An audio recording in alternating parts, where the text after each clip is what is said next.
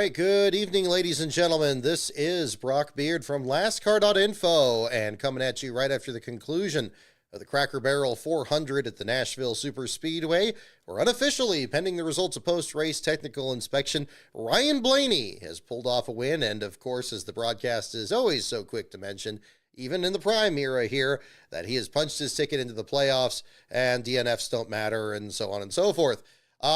Interesting race, the way it played out, a little bit of everything. I think it was definitely a challenge for the folks in the Prime studio, especially after what was a very excellent Coca-Cola 600 we had last weekend with some dramatic moments along the way. And just in general, some good vibes with the new broadcast partners coming in. It was enjoyable watching the pre-race, even for tonight's race here as well. And I think this was a big challenge for them, because this was a race that, again, it wasn't really the best one out there, not the worst one either. It had its share of, had some pretty calm moments at the first stage and the third, and then it had its share of wrecks in the middle stages there, some controversy along the way. They couldn't stop themselves from showing Carson Hocevar constantly after the Ricky Stenhouse incident.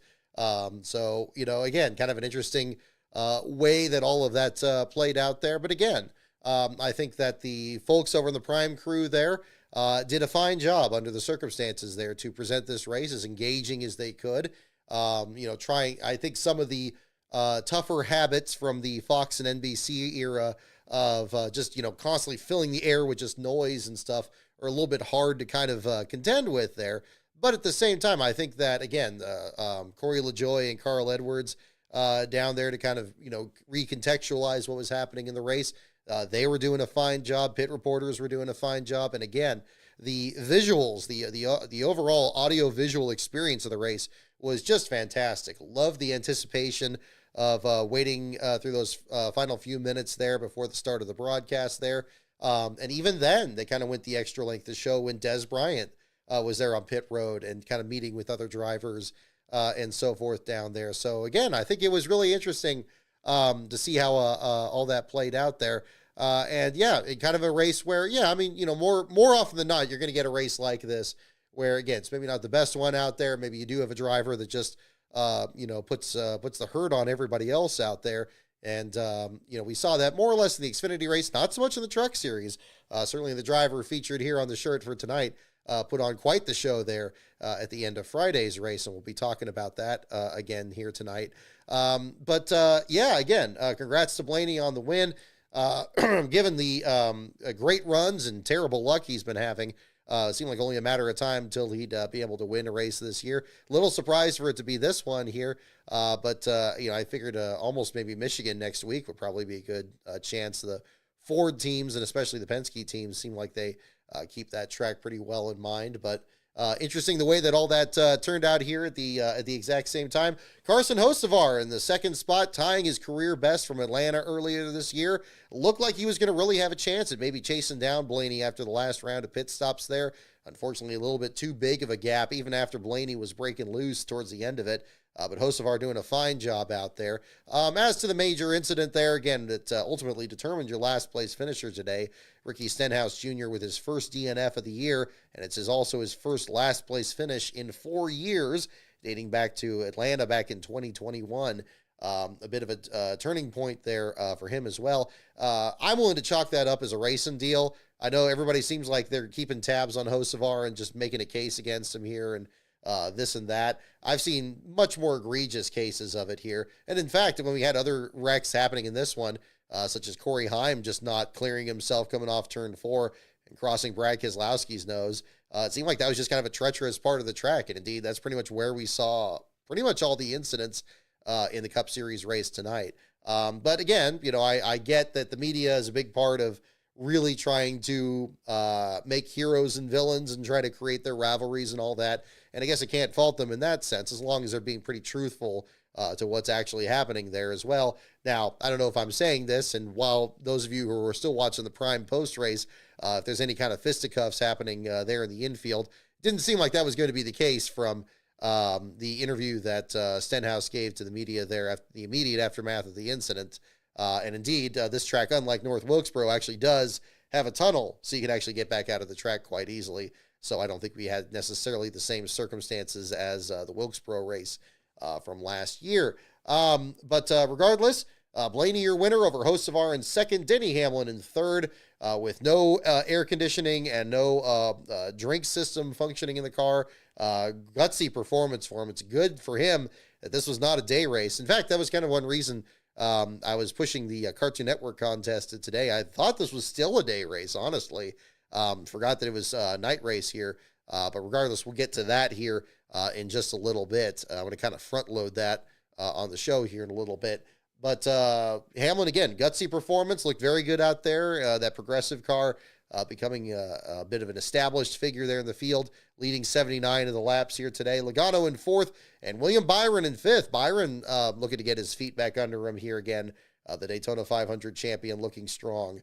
In the sixth spot, Bubba Wallace coming back from a pit road penalty to get in the top 10, joined by his teammate Tyler Reddick in the ninth spot there. So good effort for 23-11. A lot was made in the pre-race about the struggles that team's been having in recent weeks. It's a nice turnaround.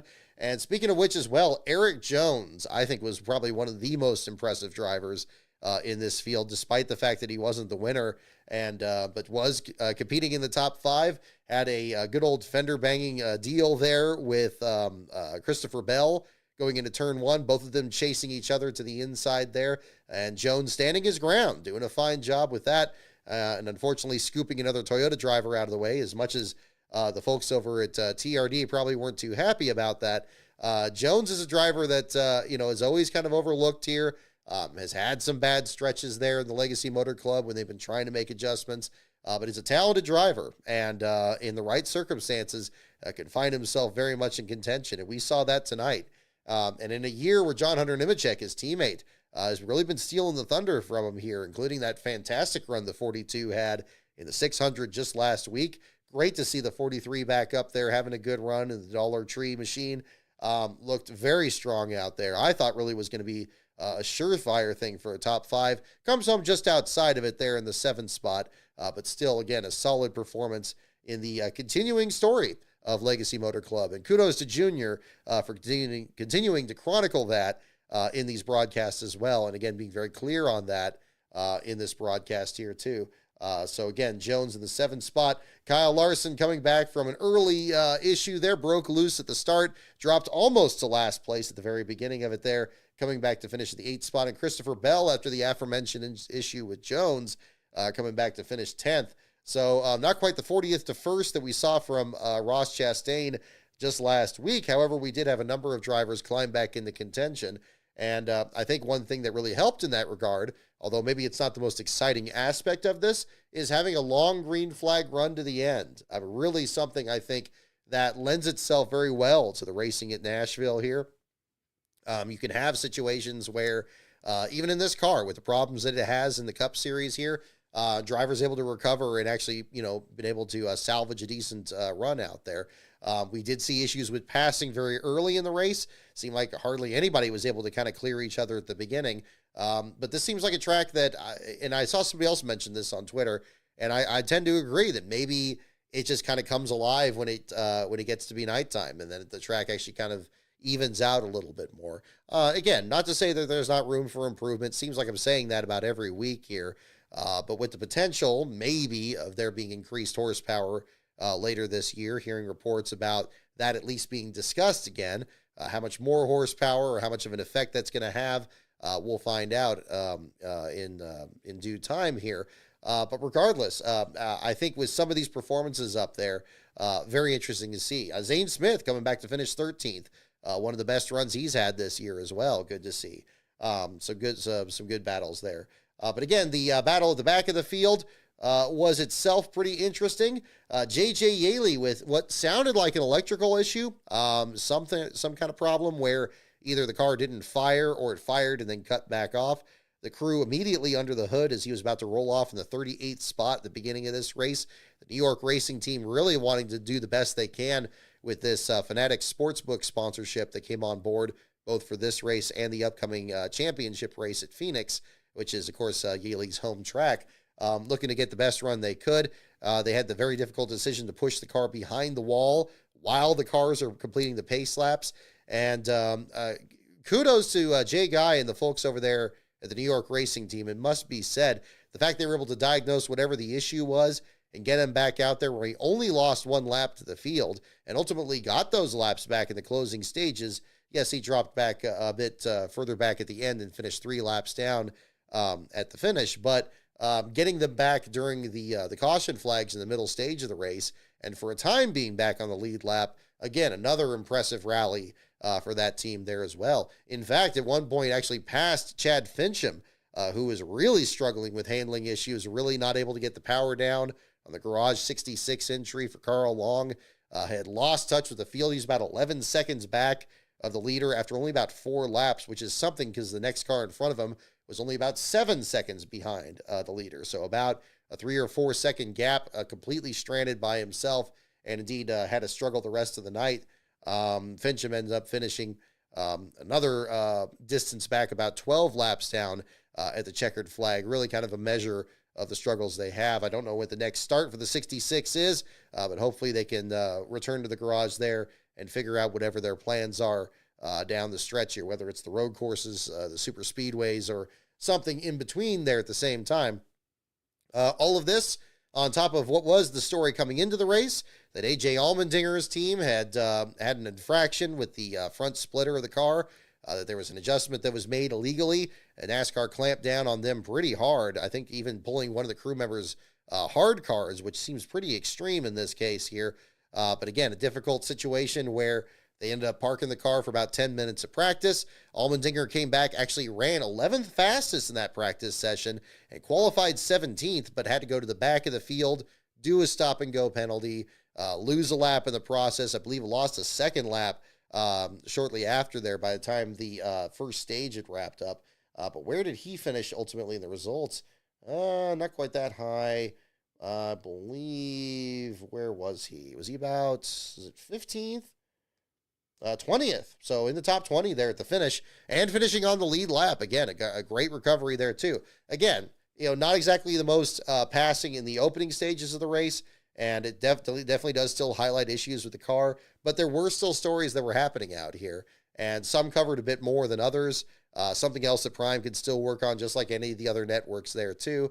But that was another interesting one. So a lot of what was happening in the back of the field, I felt was really interesting in this one here in particular. But Stenhouse ends up your last place finisher. The altercation there with Carson Hocevar backed into the outside wall. Looked like they were going to be able to fix the damage there, having a crew member even jump on the rear deck lid to get that car straightened out and send him back out there. Unfortunately, by the time they completed 3 pit stops, then went behind the wall. Sounded like somebody just pulled the plug on them actually returning to the race. Somebody over the radio indicating that NASCAR was not going to let them back out there. And that was ultimately the end of their day there. So Stenhouse ends up your last place finisher there. Shortly after he was pulled in there, he had the incident with Noah Gragson and Alex Bowman. Gragson with a very hard hit to the outside wall. Good to see him back out of the car there after what was a very disappointing incident there. Tore up the right front of the Rush Travel Centers, Truck Centers issue there on the number 4 there for Front Row Motorsports. Finishing in the 38th spot, Corey Heim not clear on Brad Keselowski, backs into the outside wall, ends up 37th. Alex Bowman came back out there and actually finished the race under power.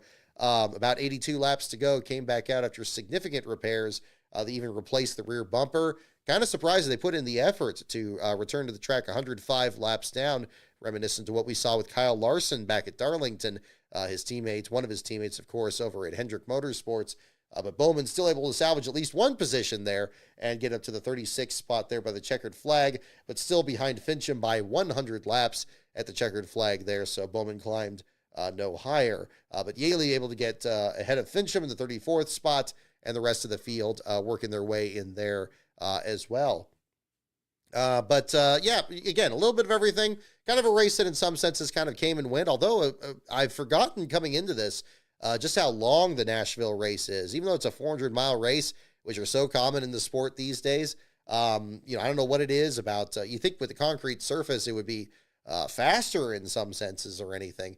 But really an endurance match there for a lot of the drivers in the field, and doubly so, again, for Denny Hamlin with the driver comfort issues there at the exact same time there, too. But again, I think they did a fine job there with the broadcast under the circumstances there. Again, a race that really didn't settle into one rhythm or another. You had like several cautions, and it looked like it was getting flashbacks to the multiple overtime finishes we had in this race last year. You had a very calm opening stage where everybody just kind of minded their own P's and Q's. And then the end, where everybody's just trying to catch Ryan Blaney, but the field's just too strung out, and that just ended up being the situation there. But I will still take that over multiple overtime finishes and just a scrambled up order, and someone just kind of ends up with the win. Blaney and his team did a fine job out there positioning themselves, even though it didn't quite look like they were the top guy at the beginning there. I mean, Briscoe looked good. Hamlin looked good. It looked like it was going to be a Toyota kind of night, really. That on top of Eric Jones having the fine run out there. And then it just kind of, everything kind of turned around with the pit stops. And between Joey Logano's crew saving him from a pit road penalty by not quite dragging the fuel can outside the pit box. So kudos to that crew there. And then Blaney and their strategy to get up there. Again, can't really complain. Sometimes you're going to get somebody that just locks into it and dominates. The best you can hope is that, again, we're going to get a little bit further along with this car and make those moments in between still exciting to see. But again, I think the network did a fine job with it. Again, sound editing was great. Anything that was like an onboard camera, or right before turning it off here tonight, Ryan Blaney pulling up and after doing the donuts, and the camera is like right next to it. The sound that was picked up was just tremendous. Sounds like the car is like right here in the room, which was nuts. So still a lot of positives from Prime. I don't know if I gave off that indication from last week. I hope I wasn't too negative on Prime last week, because there was a lot that I really did enjoy. And I didn't watch the pre-race, so I couldn't really comment on what was going on there with Edwards and LaJoie. But having watched it tonight and having watched the lead into it, I thought it was great. I think they're very engaging. I think, Daniel Trotta is still kind of getting into the rhythm. She feels a little awkward, I think, kind of similar to what we're seeing with Josh Sims on the Fox side here. But I have faith that she'll, find a rhythm on that too. It's still very new, and, you don't want to be too critical in that sense, because there is a lot to be very excited about. And we're going to have some very interesting tracks coming up here. The Michigan track with its history was good. I love the lead in that Dale Jr. did. To not just do this surface analysis and kind of, push right through what the scenery is. Adam Alexander did so many of those with FS1, and they just felt like, rinse and repeat.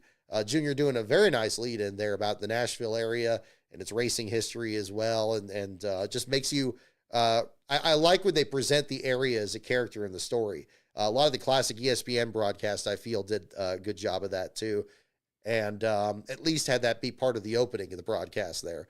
So that was good. And then on top of that, being able to crank the credence there at the beginning of it there was a lot of fun. So again, a fun experience watching the race here by broadcast, even if, again, it wasn't quite the best race compared to the 600 there. I think it did have enough samples of those different moments. I think it was probably something that really helped out the group behind the scenes there. So again, kudos to Prime. Very excited to see what they're going to do at Michigan and the rest of this portion of the season coming up here. So we'll find out what's going to be the story on there as well. Again, I kind of just gave a quick overview of the Cup Series race here. Don't have too much more on that. I do want to get into the Cartoon Network one, so I don't have people wait too long, especially on an evening show. So thank you guys for tuning in here. About 20 minutes into it. So I want to, before I pull this up here, I do have a video that is going to, hopefully the sound works here on this. We'll test to make sure on that. I'm going to announce the winners in the Cartoon Network Wacky Racing Contest that started back in April, right before he went to Talladega and Rockingham. Had so many entrants come in right up to the deadline on Friday. In fact, that was another reason the video you're going to see is actually going to be uploaded tonight.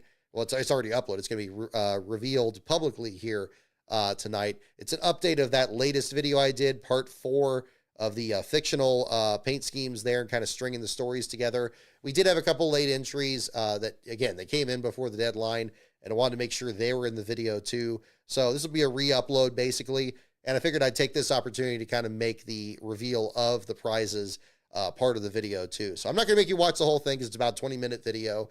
We'll jump ahead to just the announcement of the prizes here in just a moment. and I'll switch over to the second screen here, and we can watch it here, and I'll set it publicly after that. But before I do that, I do want to say again, everybody that contributed entries on this did a fantastic job. There were so many wonderful entries. It was really enjoyable, and everybody was really doing a great job. We had, like, I know people have different levels of artistic skill or different approaches they had to it or anything, but all of them really fit in together. And it was, and I know everybody says this in any one of these contests here, it was really, really difficult to winnow this down. Last Bro and myself were reviewing these last night. We got it down. I think there were like 25 entries. We more or less got it to 20 and 15. It was kind of moving at that pace. And then we got it back. We got it really close down to 8. And we had some that were very, very close. And I think it could have been in any points, probably any of those could have made the final 3. But after really looking even closer and kind of comparing them against each other, we did have a final 3. And then even my mother came in here afterwards, which was fun. Right when we had the final 3, and we were kind of figuring out what order it was, and we all kind of came to the same consensus there. She's also very creative-minded as well. Again, the quilts that you see in this room are ones she's produced, so we had that involved. So it was a team effort to get these final 3 here, and hopefully it'll be something that everybody will be satisfied with. So with that, again, part 4 of the Cartoon Network Wacky Racing video. Death Killer, I see you asking about that. It's because the first 3 parts are on the actual history of Cartoon Network Wacky Racing. You can see those videos here on this channel if you're looking for something to watch after the show here tonight. But let me move over to the second screen, and here is the video, and let me make sure the sound works, and we'll jump right into it. Again, thank you to everyone for these amazing entries into the Cartoon Network Wacky Racing contest.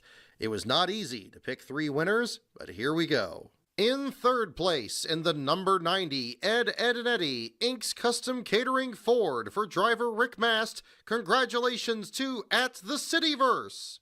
I loved all the fun little details on this one. The 3 characters struggling to keep the car in one piece. This one felt very alive, and I can tell you had fun making it. In second place, in the number 30, Duck Dodgers AOL Chevrolet for driver Jeff Burton. Congratulations to @It's Link Season. A cool idea to bring in the Looney Tunes after the Time Warner merger. Love the way the characters dominate the space and the asteroid behind the contingency decals. This one felt particularly realistic, too. And the grand prize goes to a scheme that stood out not only to myself, but to Last Bro and our mother. The number 51 Grim and Evil Ford for driver Jeff Purvis. Congratulations to @Memphis Odyssey. A unique color scheme, characters dominating the space on each side of the car, and a wacky number font to tie it all together. Understood you drew these characters yourself as well. Extremely impressive. All on a team that also struggled for sponsorship in 2001. So a great historical element there as well. So congratulations to all the winners. Be sure to DM me your mailing addresses so I can send you your prizes. For those of you who didn't get a chance to enter, I still encourage you to share your Cartoon Network Wacky Racing schemes and share them on Twitter with the hashtag #CNWackyRacing. Perhaps in time we could see paint schemes like these hit the track once again. Alrighty, folks. Well, there you have it. So, again, congratulations to all 3 of the prize winners here on this. Again, it was very, very difficult, but really, that's why I wanted to kind of take the extra time and kind of push this to the end of this month here. Also, when I was recovering from laryngitis, that also kind of forced my hand on that. So I definitely wanted to be able to personally express my thanks for everybody that participated. And again, the 3 winners, congratulations to all 3 of them. Really, really enjoyed doing it. We had a lot of fun working on it, and I hope that it was just as fun for those of you that were producing these as well. If you'd like to see more pictures of these, they're also check out the hashtag #CNWackyRacing hashtag on my Twitter account there as well. Or I guess it's publicly available there too. You'll see all the other entries submitted on there. I believe we had about 25 or 30. It was really really high up there. So it definitely made it very challenging there. But definitely check those out. And again, as I said in the video there, I do encourage you, if you haven't had a chance to enter them, anything in the contest, definitely still come up with your designs. I would love to see them. I'll retweet them there on the account. And yeah, maybe one of these days this will be something that maybe comes back in to the sport. I know that the licensing deals with the Cartoon Network in general is kind of in a state of flux here, but that could be just as much a possibility as it is maybe something else there too. So yeah, again, seeing in the comments here too, yeah, is there probably an honorable mention? I could probably bring that up too. Maybe we'll bring up the other ones there that we had in the final round. Again, it was even difficult to do that. But everybody was really good, and it was not by a large margin that these ended up being the three winners there at the same time. So again, everybody did a great job on this, and again, I hope everybody is continuing to do these schemes here as well. In hindsight, I probably should have had a top 10 and stuff if I had thought there was going to be quite this much interest in it here. But again, fine job on that. So what I'm going to do is I'm going to go ahead and make that video publicly available and post it on the Twitter feed. So I'm going to step aside here for just a moment. And when I come back, we'll do the Xfinity and Truck Series discussion. And I want to talk about the rest of the Dale Earnhardt documentary, having seen parts 3 and 4 later this week. So if you want to stick around for that, feel free. We'll go into that too. And if you have any other questions about the Cup Series race, we'll get into the super chats here as well. Michael Jensen, seeing your super chat on there. Excellent choices for the top 3. All were great. Thank you for the super chat there for $2. And thank you, Michael, as well as to Justin for donating some of the items that were in the prize packages, in addition to materials that I collected over here, and some even we found on the Rockingham trip too. Definitely wanted to make that worthwhile, and we'll be sending those out this week as well. So I'm going to step aside for just a moment while I get the video up, and then I'll be back, and we will discuss more about this weekend and the Dale Earnhardt documentary, and we'll do some trivia. So stay tuned, folks. We'll be back in just a moment.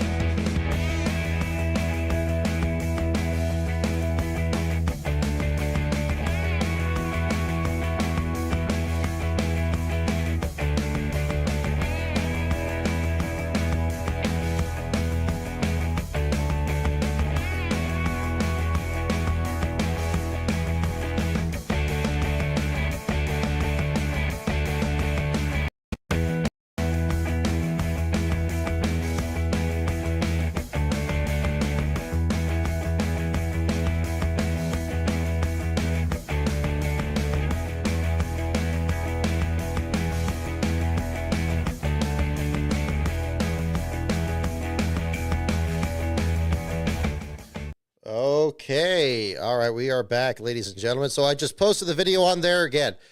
Big thanks to those of you who posted there. I may put honorable mention there a little bit later there after the show. I need to go over our notes again there from what we had on that. But again, yeah, it was very, very difficult to pick three winners. But again, everybody did a wonderful job on that.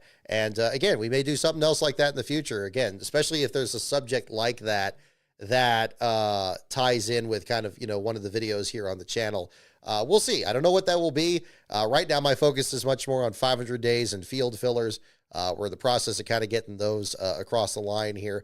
So that's kind of where we're heading here too. But again, big thanks to everyone on that. So let's see. Let me get into here. Okay. So we'll jump into the Xfinity and Truck Series first. That's probably the best way to get into that. I did get a comment just now when I was discussing this here. And again, those of you, I think a lot of you here in the show, we usually have kind of a smaller group here tuning in. Would you guys prefer I wait till after the post-race show for these prime broadcasts here? I don't know if we're going to get something like that with TNT or the NBC broadcast later on, but I could certainly work with that if you prefer. If you guys prefer to watch the post game, I'm sure. Again, I've noticed we've had fewer people here on these two shows, and I certainly don't blame you if you're watching the actual post race there on the main show. We could do something like that. Either do it later that day, or maybe on another day. It's up to you guys there on that. I think, I'm very flexible on that. I was a little concerned about it for these two shows, especially with the race being at night. That's going to be so late at night there. You're probably not going to get anybody watching. And doubly so there for the announcement of the Cartoon Network thing. But that's something we can look at down the road. So feel free to mention that. If you're watching this tape delayed, you can mention it in the comments, or you can discuss that in the chat. We can certainly do that as well. Enjoy the later start time. Okay, I think we're on the right trend here too. But yeah, no, that'd be fine. And then if anything else, that can give me some more stuff to talk about while I'm kind of getting a start on the article. So we'll try that for Michigan next week, and we'll go in from there. And then, yeah, we got the Mexico City race right after that. So Michigan will probably be a good test for it. And then we'll see how everybody's feeling there. So I'll pen that down for next Sunday's show. So, okay. Yeah, let's do that, because they really are doing a great job with doing these post-race shows. I'm sure a lot of people are still watching. Is it still going right now? I'm sure. I don't know. If people are watching it, I'm sure they're not watching this. So that's okay. But all right. Well, yeah, let's try that next week, and then we can jump into that. So going back to the Xfinity Series race, a great run for Justin Allgaier again, leading 101 of the 188 laps there, beating Connor Zilisch. Zilisch on the verge of breaking through and winning an oval track there after his breakthrough win at Watkins Glen last season. He was just as fun to watch in this race as he was in Charlotte last week when he was hanging that car on the edge of control. So much fun watching him battling Allgaier for the lead. In this one, it was really interesting at the end. And again, because we had a long green flag run, the tire wear strategy really became kind of central to this. And Allgaier just trying to sit on the stove and sweat ice water as Zilisch is just filling his rearview mirror there and just saying, like, okay, can I hang on to it for 5 laps or 10 laps and then start pulling away? And ultimately, that's what he did. And Allgaier showed tremendous skill in his racecraft to be able to manage that and pull away to what was a pretty comfortable lead by the end of the race there, after it was very, very tight on that closing stage of the race there too. So tremendous effort, really fun to watch at the end of that one there too. Kudos to the Haas factory team. I was surprised my message actually got retweeted there during the race that I was expressing such surprise over how well they've done. And I know that you could say a lot about Stewart Haas Racing. Oops, sorry about that. Stewart Haas Racing last season, and how little Stewart may have been involved in the team, and how much it really was kind of turning back into Gene Haas's team even last year, and now paring things down with the one Cup car and the two Xfinity cars there. I really expected them to just drop off a cliff this year, especially by doing the driver change and bringing in Sheldon Creed and Sam Mayer, drivers for rival manufacturers, a Chevy guy and a Toyota guy. bringing them into the Ford camp. I thought there was going to be way too much to adjust, but I am absolutely gobsmacked by how well that Xfinity team is doing this year. They have not missed a step. You recall that Riley Herbst won the season finale last year at Phoenix, the night that Allgaier won the championship with JR Motorsports. And they came back out at Daytona, and Mayer and Creed were up there, and the broadcast acted like they never left, like nothing had ever changed, like nothing had happened the entire offseason, not to mention a complete personnel change, driver change, sponsor change, everything else under the sun. I am very pleased with how well they're doing. It's unfortunate that Custer is kind of struggling on the Cup side. Things don't seem too different from that first year in the next-gen car there when he was kind of making ends meet on that end. But I know that there's a connection there with the team and the driver and all that.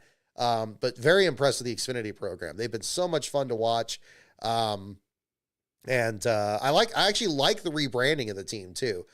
From a fan perspective there, I much like with the Legacy Motor Club and having this team get called the Haas Factory team, a little bit of that touch of Formula One, which, you know, in the same sense I've been outspoken against in the Cup Series, especially with the charter system. I think it was something, you know, superficial, like the name of the team.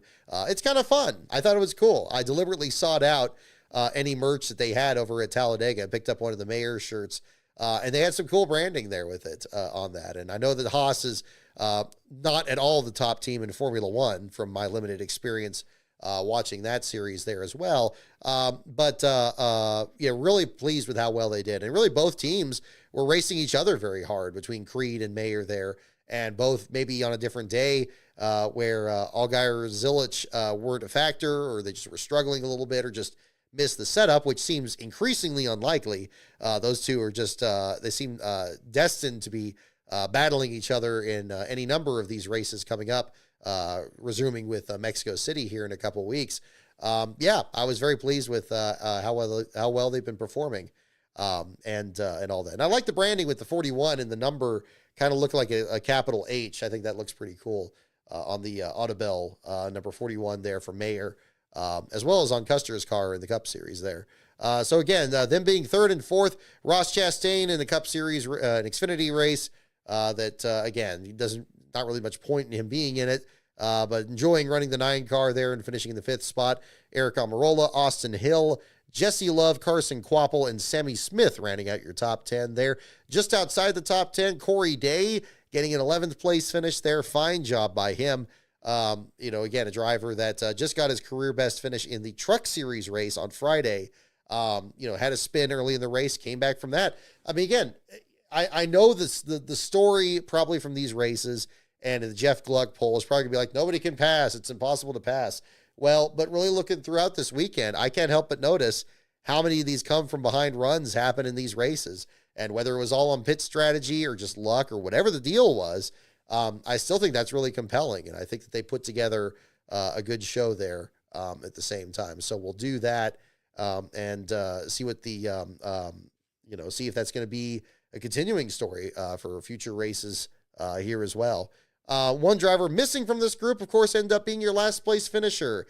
Daniel Dye looked really, really good out there, and I didn't realize how good he'd been this season. Let me make sure I get the statistic correctly, because I had it pulled up here in the article that it did on it the other night. I want to make sure it was him and not Chastain that had this statistic here.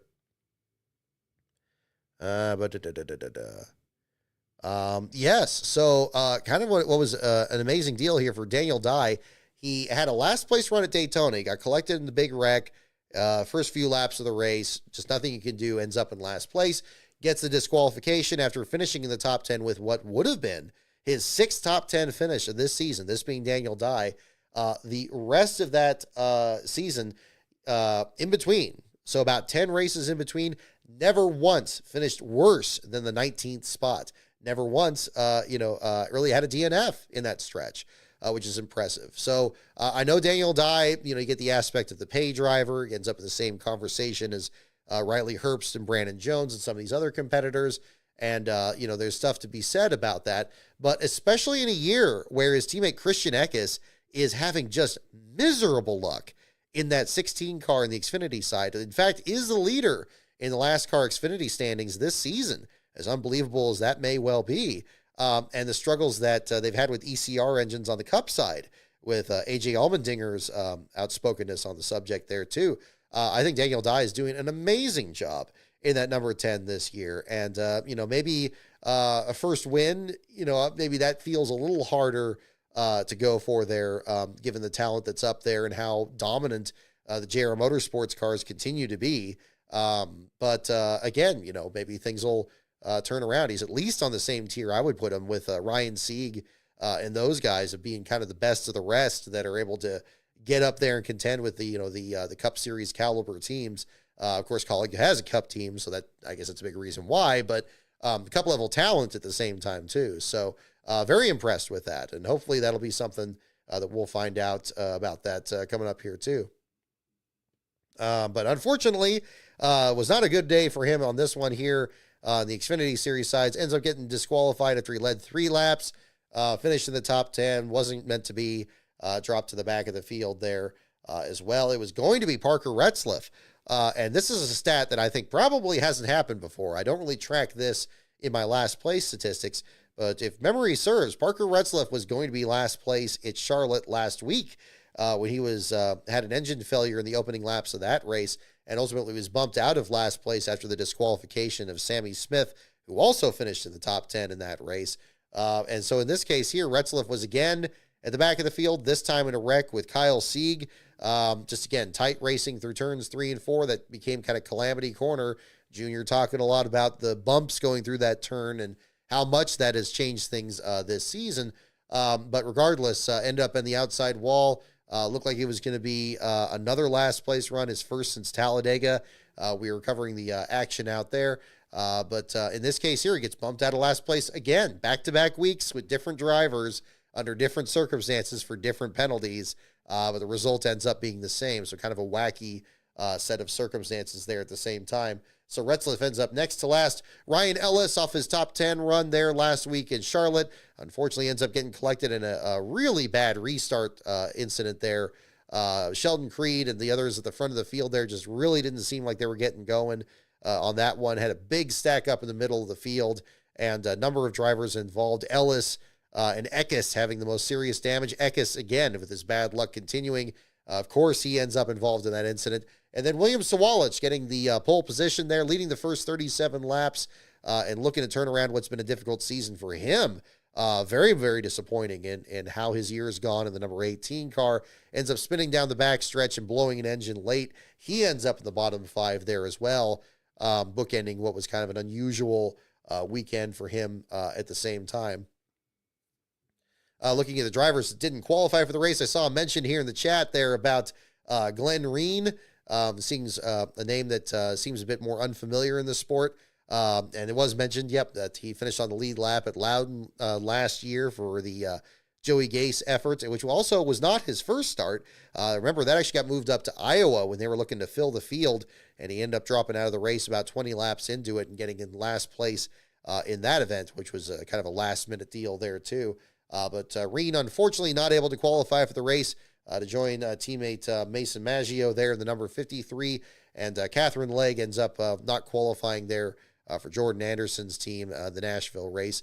And we'll see who shows up at Mexico City here in a couple weeks. I think it's going to be an interesting entry list.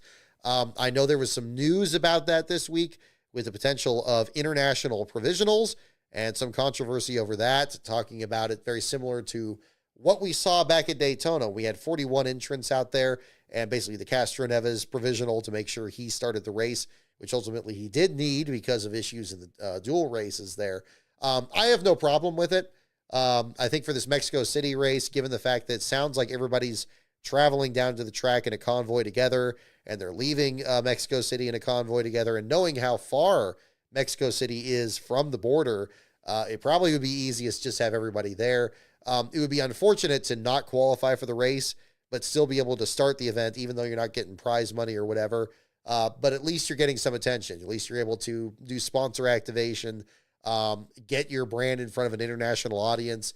It's good that they're not kicking anybody out there, especially since these starting grids. I mean, this race, back when it was held originally, they had 43 cars out there, and they did have to send people home because the field, you just had too much entrance. You had, Adrian Fernandez and stuff competing in the race and getting a Hendrick ride. You had Jorge Getters winning the pole the first race out there.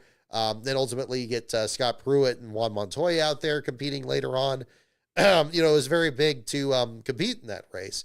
And while I don't think we're going to get quite as many entrants this time, I think at least allowing them to start the race, yeah, I don't have any problem with that. As to what those drivers or teams will do, if they're going to run the full race or if they're just going to, park in the early laps, I don't know, given the fact that the Xfinity Series isn't really beholden to the same rules as to the Cup Series in that regard. I mean, that's always a possibility. Again, look at Glenn Reen's deal at Iowa last year. So, we'll see what the situation is on that. But I'm excited to see what happens. I think it's going to be very interesting to see what happens out there, even though the track is reconfigured from the way it had been back in 2005 and so forth. I think it'll be something else to look at there at the same time. Let's see. Looking at more of the Xfinity Series field here. Let's see. Blaine Perkins with a spin during the race. Kyle Sieg, fastest in practice. Didn't mention that earlier. He did have the incident there with Retzlaff, but showed some very good speed. Unfortunately, he was also in the restart incident. Dropped him back. Ryan Sieg, his brother, was right up there too.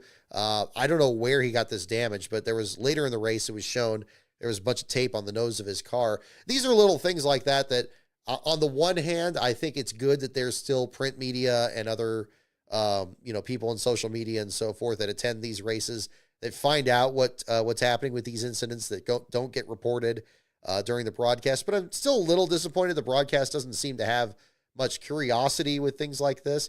We saw a little bit of that even tonight in the Cup race here, where Steve Letarte expressed surprise that Alex Bowman, or that was it Bowman, or was it? I think it was another driver that had. Oh no, it's Christopher Bell. That he was still back out there, expecting that he was going to be out of the race after the spin into the outside wall. It seemed like you would have somebody. I know they had somebody in the garage area that was tracking the damaged vehicle policy area and showing what was happening with Bowman's repairs or Stenhouse falling out of the race and so forth. Kind of surprised that information didn't get up there. And so much later in the race, like, I expected him to be out of the race. Now he's in the top 10. It's like, yeah, it would have been great to kind of track that maybe a little bit earlier, and you'd have something else to kind of fill that part of the story. But again, these are things that maybe you're going to figure out better, in time with this. This is where I have kind of an issue with the fact that Prime is kind of using older tires in this sense, bringing in reporters that have already done this for other networks, they're already known quantities, Adam Alexander and Steve Letarte in particular, lesser extent with Junior, because I know he sought this one out specifically to be at the track and be able to engage more in it. And I sense the Junior's role in this is changing still a bit. Again, his calls aren't perfect either. But again, I think there's more of a ceiling there with him than with Steve Letarte or Adam Alexander. I think the ceiling for those is pretty clear. I think we've already seen that already. Hopefully one of these days they bring some new talent in there. Again, whether it's Eric Brennan or anything else. I don't know if I mentioned this last week. Did I call him Scott Brennan last week? Because I certainly meant to mention Eric Brennan on that. I don't know if it occurred to me in the middle of the week. It's like, did I say that wrong? I don't know, but whatever. But that's the other part of that too. So maybe that'll be something that's part of that coming up. But again, solid Xfinity race, long run to the end. Loved seeing the battle between Allgaier and Zilich. Would love to see this if it stays a battle coming up here. Maybe at Mexico City, it's going to be a little different because you're going to have just road course experts in that field, and guys like Sam Mayer and stuff that have had kind of that road course pedigree are going to be a bit tougher this time around. But we'll see how that all shakes out too. That's going to be fun here in a couple of weeks. We have to get into the Truck Series here and give kudos to, again, the man of the hour here from this weekend. Congratulations to Raja Karuth for pulling off his second win. Had to be the race of the weekend there, not just for a young driver in the Truck Series winning his second race in his career, first of this season, but how he did it. I mean, it was a tremendous battle there at the end. I don't know if it was properly shown on NASCAR's YouTube page there as well. But the battle between the three of them with Corey Heim and Lane Riggs up there, where Heim and Riggs seem like they're always a factor in each of these races. Chandler Smith to an extent there as well, certainly after North Wilkesboro. It was fun to see them battling each other, especially once again with the strategy that was playing out, and Carruth able to stay up there at the front and see if he's going to hold off these drivers. It seemed like, with Heim, it's only going to be a matter of time until he gets back up there and just blows right around him. But that wasn't the case this time. And there was really an actual fight for the top spot out there. And again, fight not meaning crash and you got multiple restarts and you got all that stuff out there. It was, again, a long green flag run, just like Saturday and tonight. And they really had to go for it. And I was thoroughly entertained by the battle there at the end. And he definitely earned it there. So kudos to him, to Raja on his second victory there. Was very enjoyable. Corey Heim in second, Lane Riggs in third, Daniel Hemrick in fourth, and Corey Day again for that aforementioned first top five finish for him in the Truck Series very early in his career. Caden Honeycutt, Chandler Smith, Ty Majeski, Bailey Curry, and Grant Enfinger round out your top 10 there in the Truck Series side of it. Looking at the back of the field, it was kind of the best of times and the worst of times. Indeed, the only DNF of the entire race was one Frankie Muniz. The first last place run of his entire NASCAR career, had not finished last in his few Xfinity starts and none of his Truck Series starts, had come very close. He's had some bottom five finishes, some struggles with the Josh Room effort there. Certainly that deal is not one of the Megabuck teams out there. It's a challenge, for them to not just field one truck, but to field three, having his other teammates out there in the two and the 22. However, again, a Wiggins clamp apparently failed at the end of the first lap. Muniz dropped out of line, just oiled down the entire track. The telltale brown smudges on the rear tailgates of the number 33 truck out there ended up dropping out of the event. Rough deal for him. But again, the first last place run for Muniz. And, again, as frustrated as I'm sure he is, he's always kind of worn his heart on his sleeve when it comes to his Truck Series performances out there and his ambitions in NASCAR itself. These difficult times are going to be much more common, unfortunately, doubly so for a difficult, a smaller team out there. Hopefully, again, he's able to capitalize and have some good runs, as we saw out of him earlier this year. He's kind of in the opposite situation that we've seen out of Daniel Dye this season. But hopefully things turn around. I mean, that's the best you can really look for there at the same time. But he ends up your only driver that fell out of the race, completed 2 laps. The team tried to get back out there, work something out, put some more fluid in the truck. The central issue was whether or not there was too much damage to the engine. They talked to an Ilmore representative that said basically after 10 seconds of running with no oil pressure, the engine is just really, really dangerous at that point. It could actually let go, and you're in a very difficult situation for a small team. They can't afford to have engines fail on them. The estimation in this case here was that maybe it's closer to 20 seconds, maybe more like almost a full lap there with the loss of oil pressure. And with that the case, they just couldn't risk it and ended up parking the truck the rest of the day. And ultimately, everybody else finished the race under power. Everybody within 6 laps of the leader, including Akinori Ogata, who backed into the outside wall. I was glad to see Ogata back out there and driving for his own team. We haven't seen that operation out there since Homestead. And honestly, as a Truck Series, I don't, I always like looking at the history of the numbers in the field, and 63 always reminds me of the Mike Mittler team, as I'm sure it does for many that, been involved in the sport. But sadly, no longer, Mittler no longer with us, the 63 team no longer with us, but still connected to that legacy. Good to see another driver, starting their own team out there.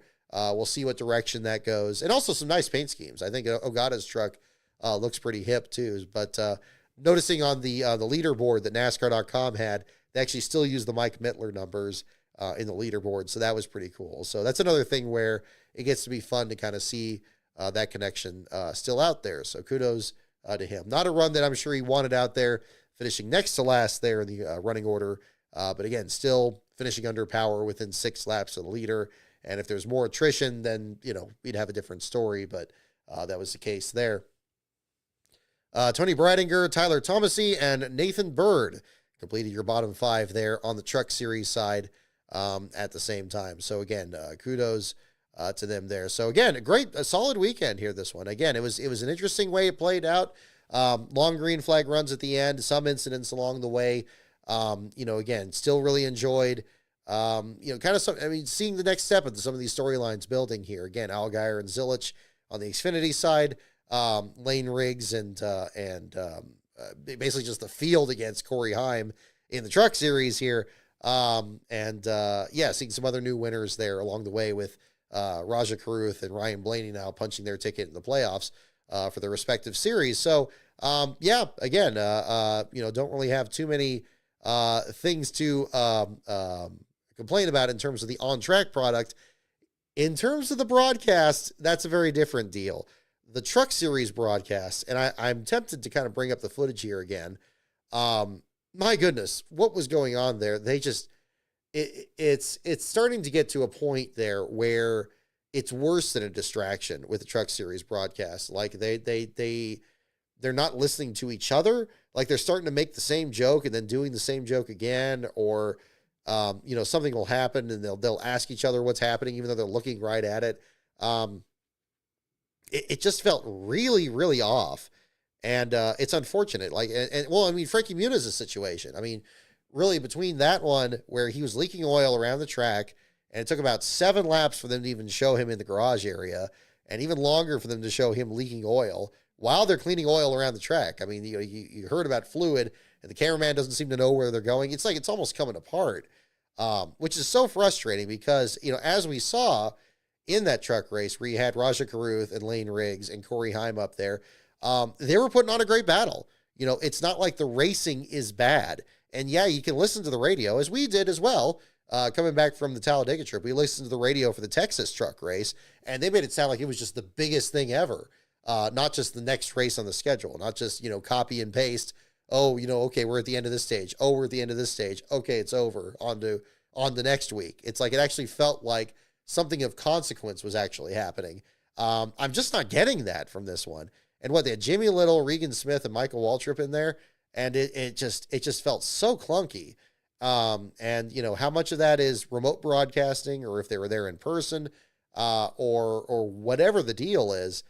It was just frustrating, and it's really a shame. I can only imagine if you're in one of these races and you're in the thick of it and you're sweating and you're experiencing this firsthand. You have like this mental image of how it's going, and then you watch it on TV and you just listen to these guys just kind of ramble on. It's got to be frustrating. I'd be frustrated. I'm certainly frustrated just from a fan standpoint. But we'll see if something else comes up there too. I don't know if the FS1 crew is at the track, whether they're at the track or not. It just didn't seem to really work out well. I feel like I'm being too obtuse in terms of my complaints. So let's get the Truck Series thing here. And I need some reminders of how it sounded there. Truck Series at Nashville. Okay, hang on. Let me get the okay, so let's do this. We'll bring up the second screen. Okay, here we go. Okay. What a gorgeous night. I know there was that little bit of a rainstorm that came through, but we are ready to go. A little bit of a rainstorm. Yeah, only one that canceled qualifying. Okay. All right. Okay, let's get started. And it's looking great from here on out. Corey Heim on the inside, Caden Honeycutt on the outside. This is another thing. And Rick Allen always did this, and I always found it like, okay, it's fine. Like you're saying, like, okay, so-and-so on the inside, so-and-so on the outside. But it'd be like every single restart. There wouldn't be anything creative there. It's like, mix it up a little bit. Like, I don't know. I guess it's on the initial start. It's not a big deal, but like, come on.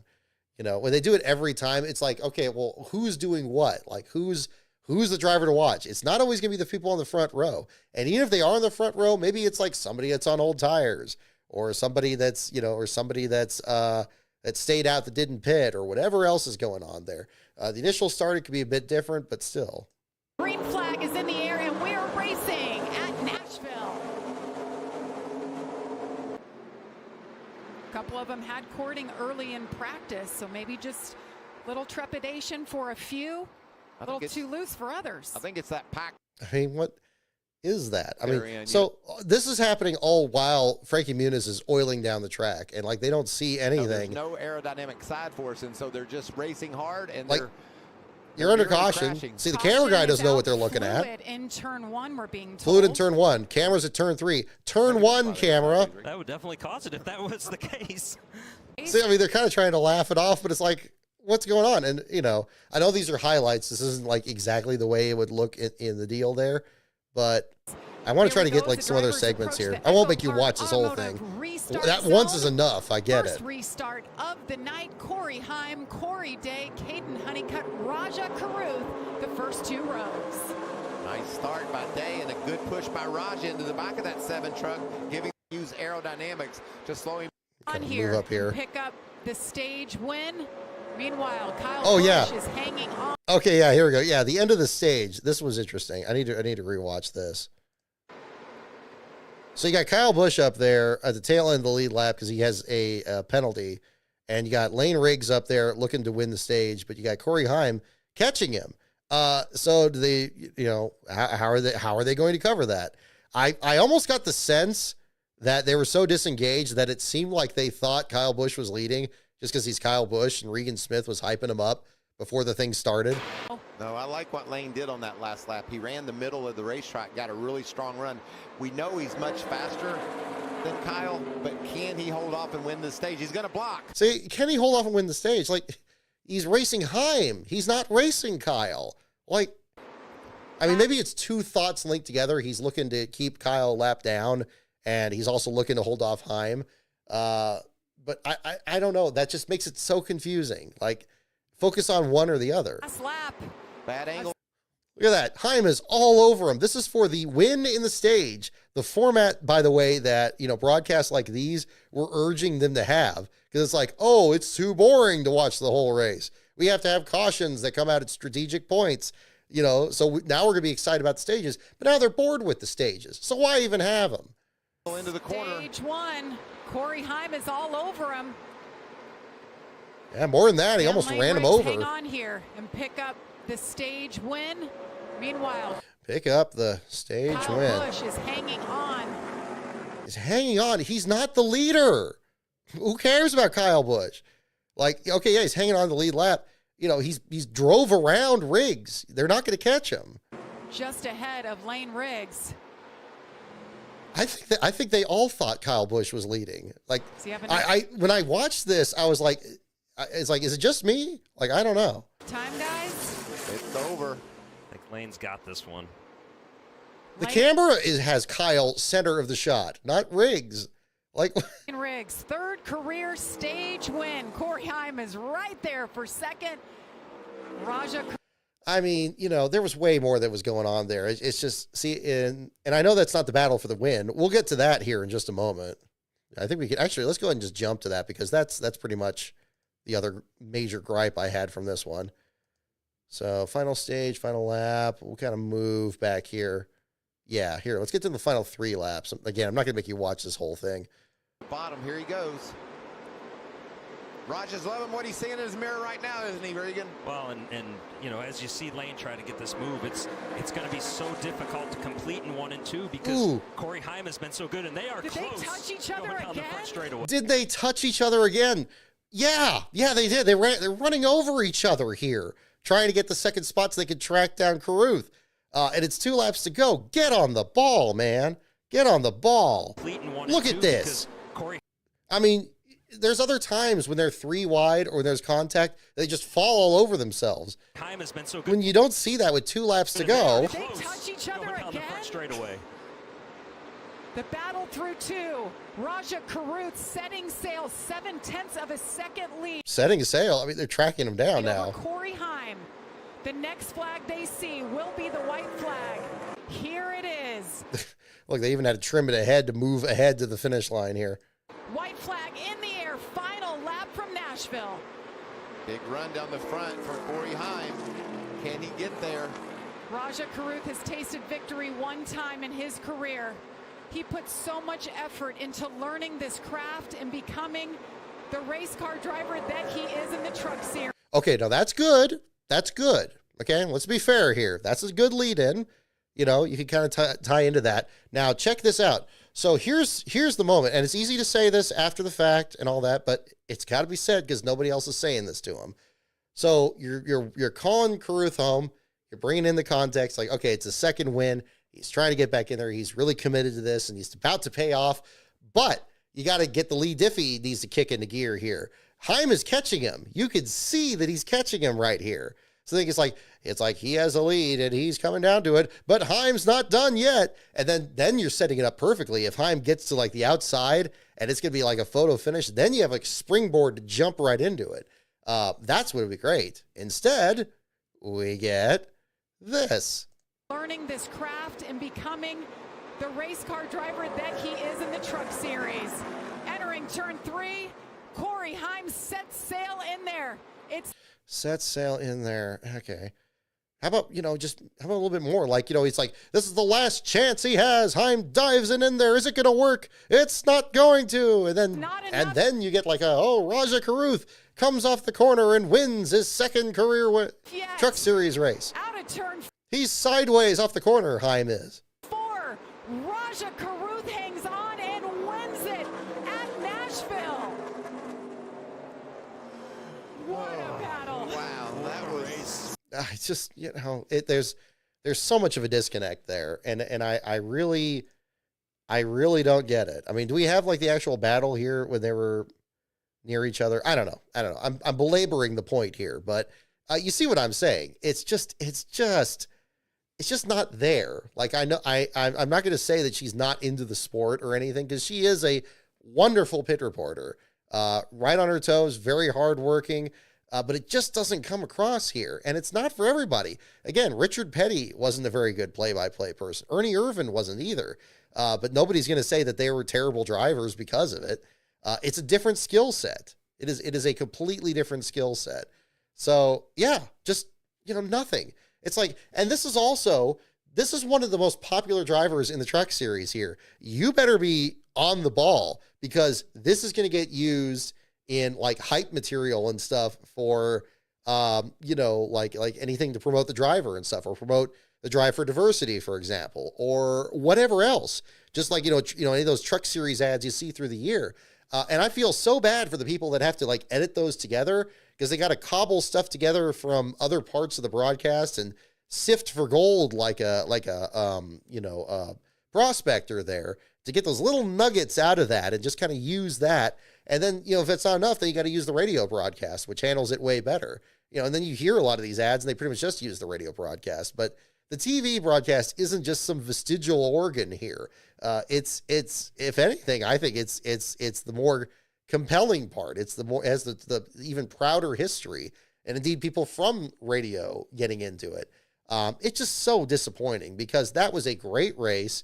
Even these highlights don't even really do it justice here in how it kind of cherry picks the battle there towards the end of it. So it's too bad. It's really just too bad. I hate to see it, and I hate it for Jamie Little, and I hate it for the others that are involved there too, because I just sense it's the same thing over and over, whether it's a good race, a bad race, whether it's a big moment, whether it's an ordinary moment. It's like the same tone. It's like the same approach every time. And I just don't sense that either nobody's given them notes or they're not listening to them when they get them. And either way, the result's the same. So something needs to change there, because it's really unfortunate. We got some great drivers in the Truck Series, and they're not getting the hype reels that they deserve. It should be all about, bringing these drivers up and saying, like, here's the next generation. Here's this moment. Oh, do you remember when this happened? Do you remember when this happened? They're the first. It's the first draft of that history is this play-by-play. And I get a lot of criticism for taking this too seriously, or hammering it too much there, or making it sound like it's entirely about the way they used to do it. But you could see it, even if you didn't have any grasp of the way that people used to do it. Even Rick Allen during his year in the trucks there did a better job than that. It's just not there. And I don't know if they're just waiting for AI to take over or something. I hope they're not, because that's going to be even worse. that's just kind of where we are. They need to change things up. So we'll see where we're going. But yeah, I agree with you guys. The radio broadcast is way better. They do a great job. We were on the edge of our seat listening to the Truck Series 1, and they were talking about like guys like Stephen Parsons having good runs and guys coming back from incidents and stuff. The common sense things you would do to tell the story of the race, so that after listening to it and you're telling your friends about it, you're like, oh, how'd the race go? You have an answer ready. It's like, oh yeah, you wouldn't believe it. This guy did this and this guy did this. What are you able to say from watching it this other way? I don't know. So, again, it's unfortunate because the race was good. I thought it was engaging. It didn't have to have a bunch of cautions. It didn't have to have a broken up final stage. I thought they put on a good show, and unfortunately, I can't say the same for the people there in the booth. So that was kind of the other aspect. So that's mostly what I have to say about the 3 races this weekend here in the Truck Series, in the Xfinity Series of the Cup there. But I very much enjoyed the racing itself, and I'm positive about that for Michigan next week, because that's another race that usually has long green flag runs, and fuel mileage and tire strategy be very key. I thought the race that we had last year where Tyler Reddick pulled it off was a solid race there too. So we'll see how things play out, and who's going to be doing pretty well, and we'll find out. So yeah, anyway, we'll go into here. Yeah, Willie B. Exactly. You got a good way to put it there. Yeah, the Caruth, Heim and Riggs battle was excellent. They just kept speculating. We're watching at home, and we know more than they do. Exactly. Yes. See, and this is where I don't like, and they did it, even Prime does this, and they need to get out of it. That's why you need to bring new people in that don't do it. I keep telling them, because some people, they're just known quantities after a while. Just like I'm sure anybody who watches this show thinks, I'm sure I'm a known quantity probably by this point of having done these streams for the last few years. You know what kind of show you're going to get, for better or for worse. But that's kind of the thing is, they do that thing where the race starts, it's the first lap of the race. You should be talking entirely about the action and getting everybody into it. And it's like takeoff and landing when it comes to flying a plane. It's two of the most hazardous parts of the race, where anything could be happening at any moment. And yet they're on the back straightaway, and immediately they're just popping off like, well, it's very important that you stay, the cars are coming up to speed. And we talked with so-and-so, and they said that these cars were probably going to go pretty fast, and we don't know if that's going to happen tonight. Like all this stuff, like just stuff in the air. And it's like, just get back to basics. I've always been big on like doing the basics really well. I think that's something that you can hit right the middle of the bell curve there and get most people on board with that. We don't need all this other stuff out there. If you want to bring it in there along the way, sure, but don't have that be the main focus of it. Because then you kind of get this way laid back, kind of very casual. Oh, we're just kind of talking about whatever. We're hanging out on the couch. We're like a bunch of friends. Isn't this great? Like, I was talking about this with, the NBA on TNT thing ending this week. And again, this isn't a basketball show. I don't really have any, I've never really watched the sport that much growing up. I mean, I have some memory of everybody being big into the Lakers when I was living in Orange County, but that's about it. But even I know that the group that they have on NBA on TNT just have a really entertaining show. And yeah, they're funny and they're goof around and stuff like that, but it's within a certain parameter. I think the reason that show was as successful as it was, and I said this on social media the other day, is because they were having fun doing the job well. And there is such a thing at that. There's such a thing as that. And that is a world of difference from just goofing around, and this is just your lounge, and meanwhile the sport is just kind of happening in the background, and every once in a while you're kind of commenting on it. If you're having fun, but you're having fun doing it well, you're like, ooh, this was a really good moment. And ooh, I like this conversation or this point of discussion we had or something like that. And yeah, you have a little fun along the way. I mean, again, the older broadcasts in NASCAR were not above that. But I think that's why, you got people that are so outspoken and emotional indeed about these guys signing off and not doing the show, at least not under Turner anymore, and recognizing that as the end of an era. I think that, it's not, I mean, imagining it being such a big thing, even in the face of, you got the NBA finals coming up and you got, the big stories with the teams involved in that. And yet at the same point, you got one of the coaches grabbing the microphone and thanking the broadcast group for what they did. That's what you want. That's the way it's supposed to be.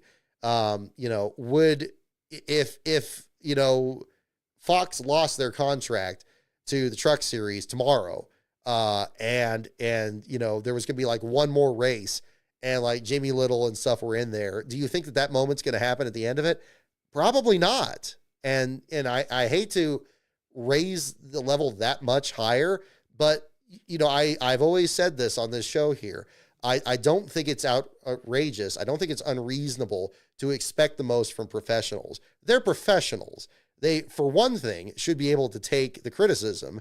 And for another thing, they should strive for excellence because they're brought in there for a reason. They're brought in there because they have the know-how, they have the skills, or at least should, and they should strive for that. And I will take somebody that strives for it and fails at it rather than somebody that just gives the impression they just don't care, or they're just kind of phoning it in, or at least it sounds that way, even if maybe they don't intend it to be that way. And indeed, this dovetails perfectly into another point that came up this past week here. This isn't just a free-floating rant here. We had this interesting statement by Larry McReynolds. Oh, it'd probably be good to just play it. Why don't we just play it? Because I need to get my footing on this again here. But I definitely had thoughts on it, and we had a good discussion on this at the same time.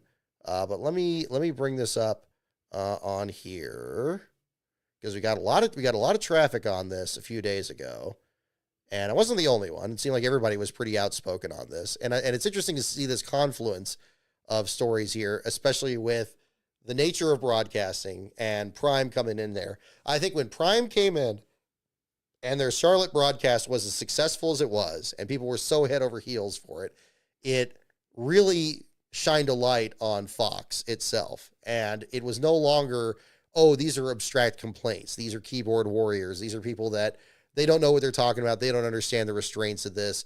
This is kind of the situation. I think it was probably in Fox's best interest that nobody knew was going to come in and that nobody was going to do anything different, because then it would just be our word against theirs or something like that, and then that's it. But when you had another broadcast come in and it's fresh and it's new and it's exciting, and the CW done this, even with Adam Alexander and again, doing the same thing where you have older people, people that have already kind of known quantities brought in there, but admittedly bringing a lot of new things into the sport too. Then it's like, oh, wait a minute, what's going on over here? And why aren't you guys doing it? So I do want to get back to Larry McReynolds' statement on this, because he did say, he had a very interesting quote on this, and I want to hammer on this here again for the show. I think it was on Friday. It was on Thursday or Friday. I'll pull it up here because I think I got it pretty close to this. Okay, this is the entry list article. No, not that one. Okay, here we go. So we'll pull up my, let's see. I'm going to pull up my tweet on this. Okay. So here we go. Pull up the second screen. We'll put the second screen of the chat. Okay. So here's the clip. Let me make sure the audio is working. I'm seeing people compare the Fox broadcast to the Prime. To me, it's comparing apples to oranges. I'm sorry. I mean, I can't completely speak for Fox, but we're never going to have a broadcast where basically we do an hour pre-race, an hour post-race, and the majority of the commercials are side by side. We're network television. You're just comparing an apple. It's not even an apple to an orange. It's an apple to a banana. What they did Sunday night was a phenomenal broadcast. I feel like for 25 years we've done great broadcasts. They're just never going to be the same. And if anybody expects it, you're probably going to be disappointed. Now, on the surface, there's not really, it has this veneer of being reasonable, what he's saying here. And again, all due respect to Larry McReynolds and his many years involved in this, and I will absolutely, I will handle this as fairly as I can with this. He's right. There are differences between a streaming service and showing something on broadcast TV, especially as it comes to commercials, especially as it comes to windows that you have to work with. If there's delays in, if the race is delayed, or there's delays within the race, red flags or anything, you could have situations where, yes, there's not enough people, there's not enough time for a lengthy pre-race or not enough time for a lengthy post-race or anything like that. The problem that I have with that, and I mentioned it in this post here that I linked to it here, is it's not entirely about that. It's so much more about it. It's about exactly what we saw there in the Truck Series broadcast. It's about how you are handling the race in the moment. It's about how seriously you're treating the event. It's about how much information is being conveyed and how interesting you're making that information to the audience. It's about how excited you're making the audience feel. It's all these little aspects there. It's not just having a pre-race, a post-race, a 1 hour pre-race, 1 hour post-race. First of all, we don't need a 1 hour pre-race. I've mentioned this before in another video on this channel. The pre-race to the 1992 Hooters 500, widely regarded as one of the greatest races, if not the greatest ever, is less than 20 minutes. Less than 20 minutes. Probably with commercials, it was half an hour, but it was certainly not an hour. And that covered, Richard Petty retiring and the championship battle and the starting lineup and opening ceremonies. All these things were covered, even in 1992 with limited graphics and limited resources and commercials and whatever else there. So, first of all, we don't need that. Okay, we can have it really short. You can have the pre-race happen contemporaneously with the cars firing the engines for all I care. A lot of times that happened. They would interview drivers in the cars while they're warming up on pit road, and then we just jump right into it. And if you wanted to see more pre-race, you'd watch one of the other special interest shows like NASCAR Today or something else back then. And gradually over time that changed as well. Now, ESPN, when they broadcast those races, they covered that for 20 years. Fox has now done this for 25 years. And they've had a number of people in there that, not everybody has been in there for the full 25 years. But again, they came in as the new kids on the block. And I'm kind of looking at my post here that I mentioned here at the same time that, yeah, the Fox came in, they were the cutting edge ones. They were the new kids on the block. They were the ones that were like, oh, this is going to be so much more exciting, and we're going to show it in a way that nobody else has done before, and we're going to have Fox attitude and all that. And I don't mean that as a bad thing, quite the opposite. As I chronicled in 500 Days, what they did was really exciting in the moment, and you didn't know like how they were going to show all this, and you loved the different camera angles they did, like some of the shots they did off of turn 2, and the cars were like coming right by the wall there, angles that even CBS didn't use for all the years they covered the 500. Or what they were going to do for the rest of their portion of the season. That was exciting. And that was new and that was different. And I think that through this quarter century, Fox really hasn't had to be in the position of having to have a challenger out there or having to defend themselves. They've been able to, posit themselves on the awards they receive and the accolades they receive, and people just within their own bubble saying, oh, you guys are doing fine. You guys are doing great. You won this many awards and for this and that. And isn't it so great? But now it's different. And I think there's this wonderful light, this cleansing light that is now shown that, yeah, they've been resting on their laurels a bit. I think that could be fairly said. And I think in other ways, they've gone the wrong direction in some ways. I don't like it when Kevin Harvick is goofing around and he wants to say his little word of the day there because to promote his podcast on there. As good as his podcast is, he doesn't need to do that. That is beneath Kevin Harvick. Kevin Harvick should be giving you some of the best analysis on these cars firsthand from driving them, from driving multiple different generations of cars over the years. And thankfully coming out the other side of it, without those memories and those faculties and so forth, and embracing that, this other element of it there where they have to make it cute and have to make it funny. That's absurd. I don't get that. And something could be said to, other members, there in the booth as well, or others on pit road at the same time. It's this misdirection where, these are the things they're changing, or things that weren't broken to begin with. And at the same time, things like following up on what's happening on the track, or camera angles that go behind a grandstand. You can't see the cars for a moment, or, little things that just add up. It's a death by 1,000 little cuts. And the Prime Network is showing that, because now we got another one that now it's new to them. Now they're the new kids on the block. They're the ones that are having this fresh view of the sport. They're bringing new people in. They're bringing in new camera work. They're bringing in the sound. And it's not comparing it one-to-one. So, and again, Fox did this initially, as I said in this tweet here. They did this under the exact same restrictions that TV broadcasts have today, which is having to have commercials, which is having a narrow time window. And those are still looked at as great broadcasts, but you don't get that same sense from what's happening these days. It just isn't. And this year's Fox broadcasts were some of the worst. They were really, really uncomfortable and unfortunate to watch. And it was never about the racing. It was not about storytelling. Stuff would just kind of happen. And it's not in 2001. It's not from that same level.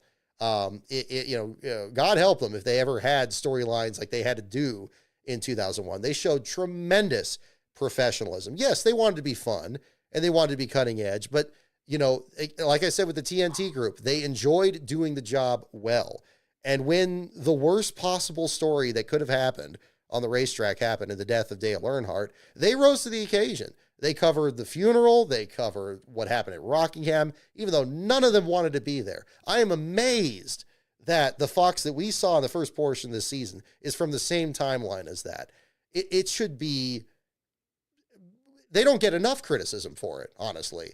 And we see the effects of that still in the Truck Series, because FS1's continuing to do that. And it's the same exact problems there too.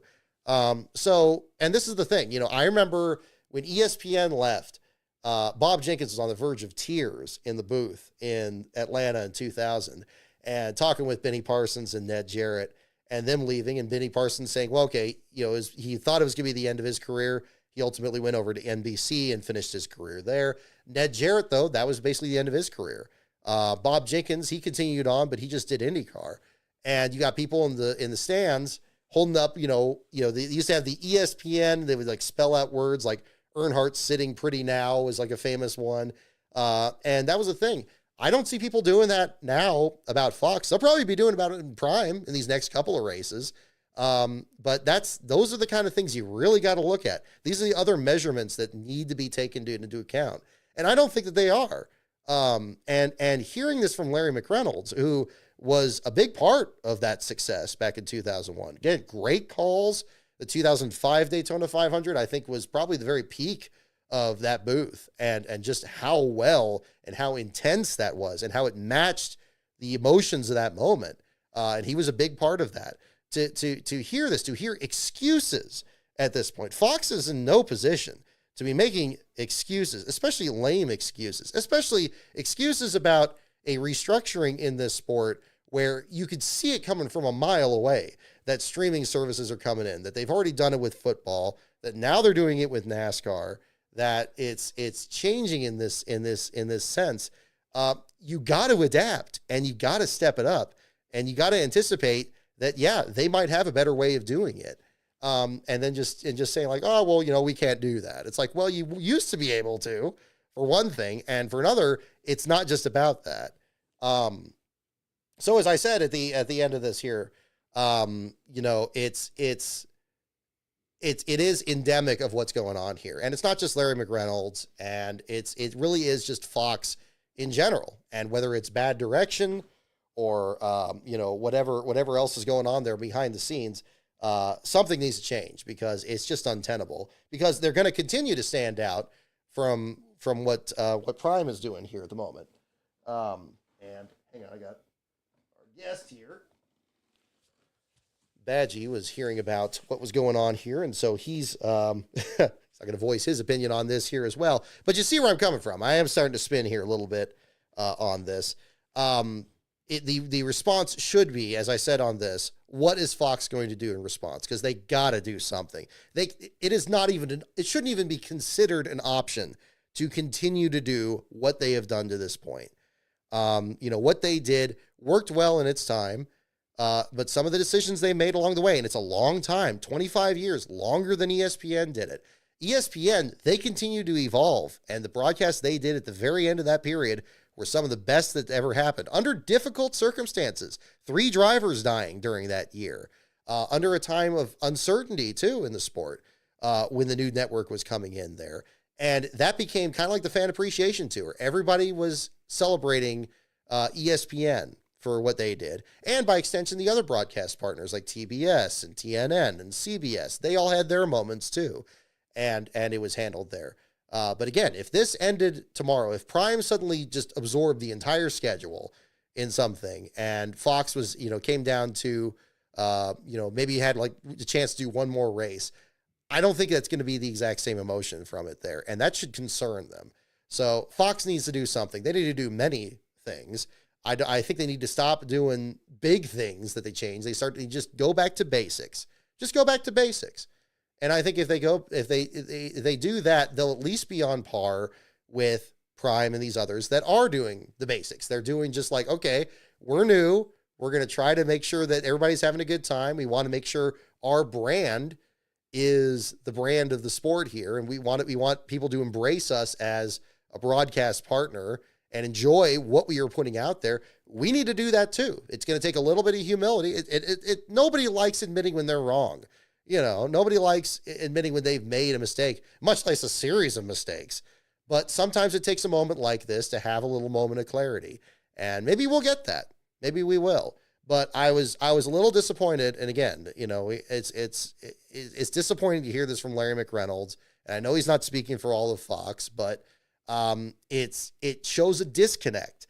And that's going to be a problem for them, especially if it comes to renegotiating these contracts for however many years and whatever the deal is. Things are changing. We haven't even seen what TNT is going to do this year. Maybe they're going to do something really radically different or something. And we've already seen NBC try it. I'll give NBC all the credit in the world. When they brought in Lee Diffie for Rick Allen, and seeing the way those calls immediately improved to the point of just being just utterly memorable as they were for the finishes. Those are the kinds of things that you got to do. And they recognize that they want to do something different. And as I said with Rick Allen on that, I think, I think Rick Allen's a nice guy. But I think that worked to his detriment. I think that there were people that came in there that said, oh, we want to do something different, Rick. Why don't you do pit road or something? And he probably should have stood his ground. And I think he realized that in that interview with Junior. It was a very interesting interview. And again, I think Rick did a great job with the truck series, and maybe he can find his way back there again. Wouldn't it be amazing if things went full circle and he comes back there and we get back to, there's still drivers' names, Donnie Lee or Todd Bodine or something, that I only hear him in Rick Allen's voice. That shows that, yeah, you did something right. We don't have that right now. We need to get back to that. So I hammer this every week, and I've hammered it again tonight. And I know you guys are bored of hearing it, so I'll jump from there to elsewhere. But yeah, that's kind of a different way to look at that at the same time. So we'll see where things kind of work out there at the exact same time there too. But yeah, hopefully things get looked at. I do want to talk about the Dale Jr. documentary, or not Dale. Well, I mean, it really kind of became the Dale Jr. documentary kind of at the end. But I do want to talk about that as well. So a bit of a spoiler alert. If you haven't seen it, I do want to talk about some things that were in it, that were not in it, and notes on that in general. So if you haven't seen that, or if you haven't seen it yet, you may want to tune out to hear the show, and we'll see you next week there from Michigan. But I do want to talk about that. I'll do some trivia here to wrap up the show here this evening, and we'll go from there. So what I'll do first is we'll bring out the trivia deal here, and you guys can pick which category you'd like. And then while I do that, I'll kind of talk about the Junior, or about these, I keep calling Junior, the Earnhardt documentary that just concluded this week, the parts 3 and 4 coming out this Thursday. So again, the categories on the trivia deal. So NASCAR, pits, teams, tracks, drivers, and the wild card. So again, those categories: NASCAR, pits, teams, tracks, drivers, and the wild card. go ahead and mention in the chat which one you like, and we'll kind of jump into that there at the same time. So, the Earnhardt documentary, going into that, I was floored by the first two parts in particular. I thought that they did a tremendous job on that. You can tell that it was something that the family in particular is very passionate about, especially Dale Jr. and Kelly, and I would even say by extension Kerry for the role that he played in there as well. Although I think Kelly and Jr. seem to kind of take a bigger part in that, understandably, from a different experience. But I do think that the big thing to take away from this, is it's definitely a cut above any NASCAR documentary out there that's been produced, certainly by a mainstream deal. It is a tremendous accomplishment what they have pulled off in these 4 parts. I know that my concern coming into it was, oh, they're doing another Earnhardt thing. Like, oh, isn't this just, we've done this over and over. It's going to hit all the beats. It's going to hit it's going to have the 98 500. It's going to have this. It's going to have him wanting to get out of Milltown. Like, not saying it's a bad story. It's just, I always think, and this is something that's motivated me on my channel, that there's so much more in NASCAR history that doesn't get talked about, that really should. But from watching the first 2 parts and seeing all the attention to detail from these different years in his career and stringing them together, I experienced something very similar reading Rick Houston's book, Dale versus Daytona, where he covered not just Dale's attempts at all those 20 Daytona 500s, but used each of those runs to contextualize what happened the previous season and what he had to go through from one year to the next to get back to that point. And then all he had to go through back there. I thought that was a tremendous way to go through it. And this reminded me very much of that. I think this documentary, when it covered those years, especially going up to about 95, 96, really kind of probably through 98, going into part 3, was so good. It felt so rich. It felt like something way longer than what it was, just for how dense the amount of material was. Certainly the use of the video footage, the use of the photography was great. And I think it really gave Neil Bonnet his flowers in particular from part 2. I talked about this a lot last week, but it must be said again. And I'm so glad to see his name kind of trending on Reddit and these other contexts out there, people kind of rediscovering his career and entering that discussion again.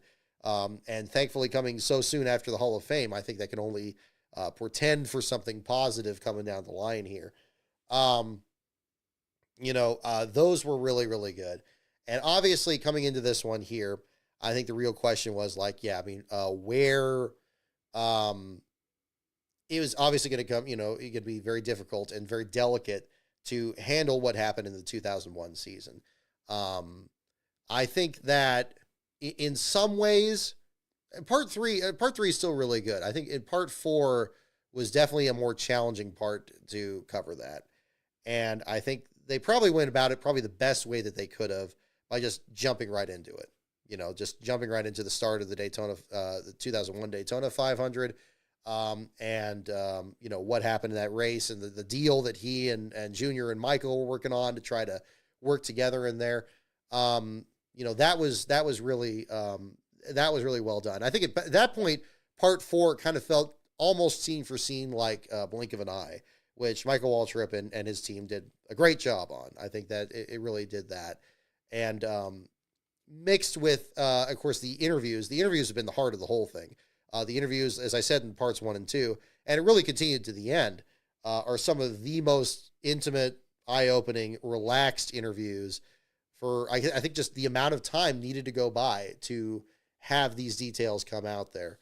And that continued. I think that it increasingly becomes more about Junior and Kelly towards the end. That's not really a bad thing. It's just, of course, they get much older. They're involved much more in the sport in different ways. It's different in that sense.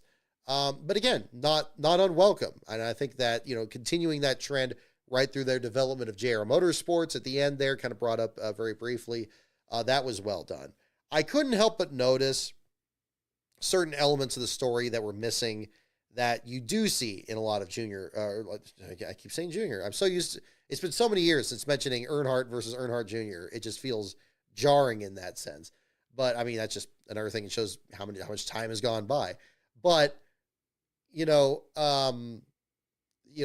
interviews are very central to it, and very eye opening.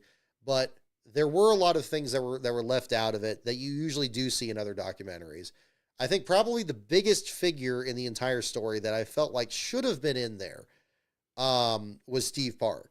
I think Steve Park was the linchpin to a lot of elements that would have made some of the story make a bit more sense. If his interviews were in there, I know that FS1 already did a documentary on Steve Park, which was very good.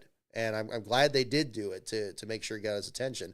But also they did one on Neil Bonnet, and Neil still got a lot of attention in this documentary too. Maybe a fifth part would have been a good way to allow for it. Because Steve Park was kind of central to that Busch team getting developed, for one thing, with AC Delco. That predated Junior getting into the Busch Series. It wasn't a brand new team when Junior took over that ride. It was also Steve Park who, along with Jeff Green before him, got DEI into the Cup Series in the mid-90s. And then it was also Steve Park's injury at Atlanta in 1998 that put Darrell Waltrip in the car. Now, I thought after all the attention the documentary gave Darrell Waltrip at the beginning, I thought for sure that's going to be in there. Those races that DW drove for DEI and almost winning at Pocono and all that. And I was hoping that was going to be in there, not just for the satisfaction of seeing something that I already knew was part of the story, but hopefully the interviews or the way they showed it would cast new light on it, much like they did with Neil Bonnet, much like they did with every other aspect of Earnhardt's story, and also open the door to, other parts of it that didn't get talked about. But then it kind of occurred to me at the same time, and I think this is a shift between the first two episodes and the last two. It's not really a Steve Park documentary. It's not a Darrell Waltrip documentary. It is a Dale Earnhardt documentary. And I think at the core of that, it was very much meant to be, because Junior and Kelly were so central to this, and understandably, for sure, the family relationship and how that evolved and what it was like and kind of the behind the scenes aspect of it. And that's why I thought it was very interesting, even when it brought up Michael Waltrip and bringing up his involvement at DEI and then how much attention he was getting versus what Junior and Kelly got. That was interesting. I see that it's a different view of all that, but not an unwelcome one. It just made it that much more interesting. I think it was still a little bit unexpected. I feel like some of those other aspects, maybe would have helped if it was just a general, Dale Earnhardt story that, maybe where the family wasn't as involved in it. But I mean, if you had that, it wouldn't have been nearly as good. So I think at the cost of maybe not having stories like that in there, it was done really, really well. And I think, maybe for those of us who are passionate about those stories, we can slot those into the story. We don't need that shown to us. So I don't want to be too critical of it in that sense. I just felt like I noticed what wasn't in there much more in the last two episodes than in the first two. But I think the reason that happened was because it was getting even more and more intimate to what was going on with Junior, what was going on with Kelly, with Teresa, and with the family business. That was really what it became increasingly about. And so there really wasn't any room for any of that. You want to sit down, buddy? You want to sit down, buddy? Oh, you're going to sit down. You want your blanket. I got to get your blanket here. Let me see if I can just get you down. Yeah, good. Oh, goodness. He's all paralyzed. He is all in a quiver. Well, we'll just try to hold you here. How about that, buddy? There you go. But yeah, so again, I think it was a tremendous documentary. It felt like it had a little bit of a turn there, but it hit the notes that it had to hit right. And I'm so glad it had the 2000 Winston in there. That was a race that really has never really gotten its flowers for how key it was in Junior's career, in his relationship with his father. That really needed to be hammered home. And I'm so glad they did it. And personally, as to the guy on my hat here, it was a big moment in Jerry Nadeau's career too, because he won the No Bull Sprint that night.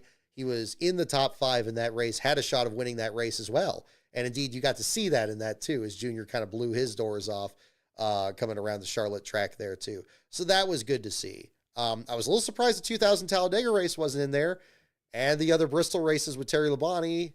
I get it. I know Dale, I think the CMT documentary did that a bit better, but maybe that wasn't as much of importance to Junior or to Kelly and all that. And that's fine. You know, they're going to know the story better than anybody else. And I think it was good that they had that much control over it, even to leave out stories that, you know, again, you barely see Kevin Harvick in it. You barely see Michael Waltrip in it. You barely see Mike Skinner in it. I would have thought that the Skinner probably, I'm a little bit more irritated that wasn't in there more, because Earnhardt was very outspoken about not having a teammate and kind of bristled at that. It would have been interesting to kind of get Skinner's view of that too. You know, again, but you know, it's obviously Junior's development in his career, how he kind of separated himself to an extent from his sister and his stepbrother there as well, to get into the Cup Series there and developing his career, and how that all coincided with Daytona in that way, handled immaculately well. And I think leaving it off with the July race at Daytona in 2001, that's the way to do it for sure. Again, it's a little bits from blink of an eye. And I think even in that sense, Michael Waltrip's interviews in that portion are very open, where he even kind of thinks back to, should I made that move at the end of the Pepsi 400 and try to get around Junior? It's like, well, what if it didn't work? What if we didn't make it across the line? What if somebody else won? Yeah, very easily could have happened too. It just showing just how perfect that moment was. It's the best way that they could have, I think, ended that documentary in that sense there too. And then, yeah, you mentioned JR Motorsports, you mentioned Junior winning the 500. That all could come much later. I'm glad it didn't get too bogged down into like how DEI shut down or merged with Ganassi and kind of the closing of the 8 team, the free the 8 deal. Didn't have to get too much into that. Teresa gets plenty of attention already in the documentary for what was happening, especially in that immediate aftermath. And also from the standpoint of doing 500 days, there's a lot that I'm sure, especially from Junior and from the family's direct experience of it, that they didn't want to relive and go into, you know, things about the autopsy photos, the crash investigation, things that we'll go much more into it in 500 days, because we're doing that from a very different standpoint here. But I don't blame them for kind of having that kind of be in a blur. Because that's probably, I mean, as it sounded like from their accounts, that was pretty much how it was experienced by them at the time. So I think they did a fine job with that. So that was, it was really, really well done. And if you haven't seen the last 2 parts, definitely check all of it out. I think that they did I think they did a tremendous job. And for how much they were revealed and how open they were, I think that's probably the biggest takeaway from it, is so much of the story is about a lack of communication, just a struggle of communication, that you had Ralph Earnhardt and Dale not really seeing eye to eye, not really communicating. And then that still, I'm sure Dale wanted things to be different in his life, but then that still was kind of the same with him and with Junior and with Kelly and with Kerry, in spite of that experience. It was a bit different with Taylor and with, you know, the next generation kind of later on in his career. But again, trying to kind of make a name for himself, trying to develop a legacy, trying to, set things up in that sense. And showing him as a complicated figure. It wasn't a superhuman character. It was larger than life in the sense that, especially when he was gone, that you really realized how much of an effect he did have. Growing up watching the sport in the late 90s, he was not the guy anymore. He was not the big figure. I would still say it was Jeff Gordon. And even then, Lastbro and I were talking about this here just this afternoon. Who's the face of the sport today? Who is it? I mean, who'd you think? Like, I mean, I kind of think maybe Kyle Larson. He was kind of thinking Joey Logano for his championships or so forth. But who's the guy that, like if something big happened in the sport, who would you talk to in that sense? And back in the 90s, yeah, it could be anybody. It could be Dale Jarrett, it could be Jeff Gordon, it could be Dale Earnhardt, could be Jeff Burton, could be Rusty Wallace, could be any number of people. And you get a lot of different viewpoints. You still kind of could do that today, but is it in that same sense, these days?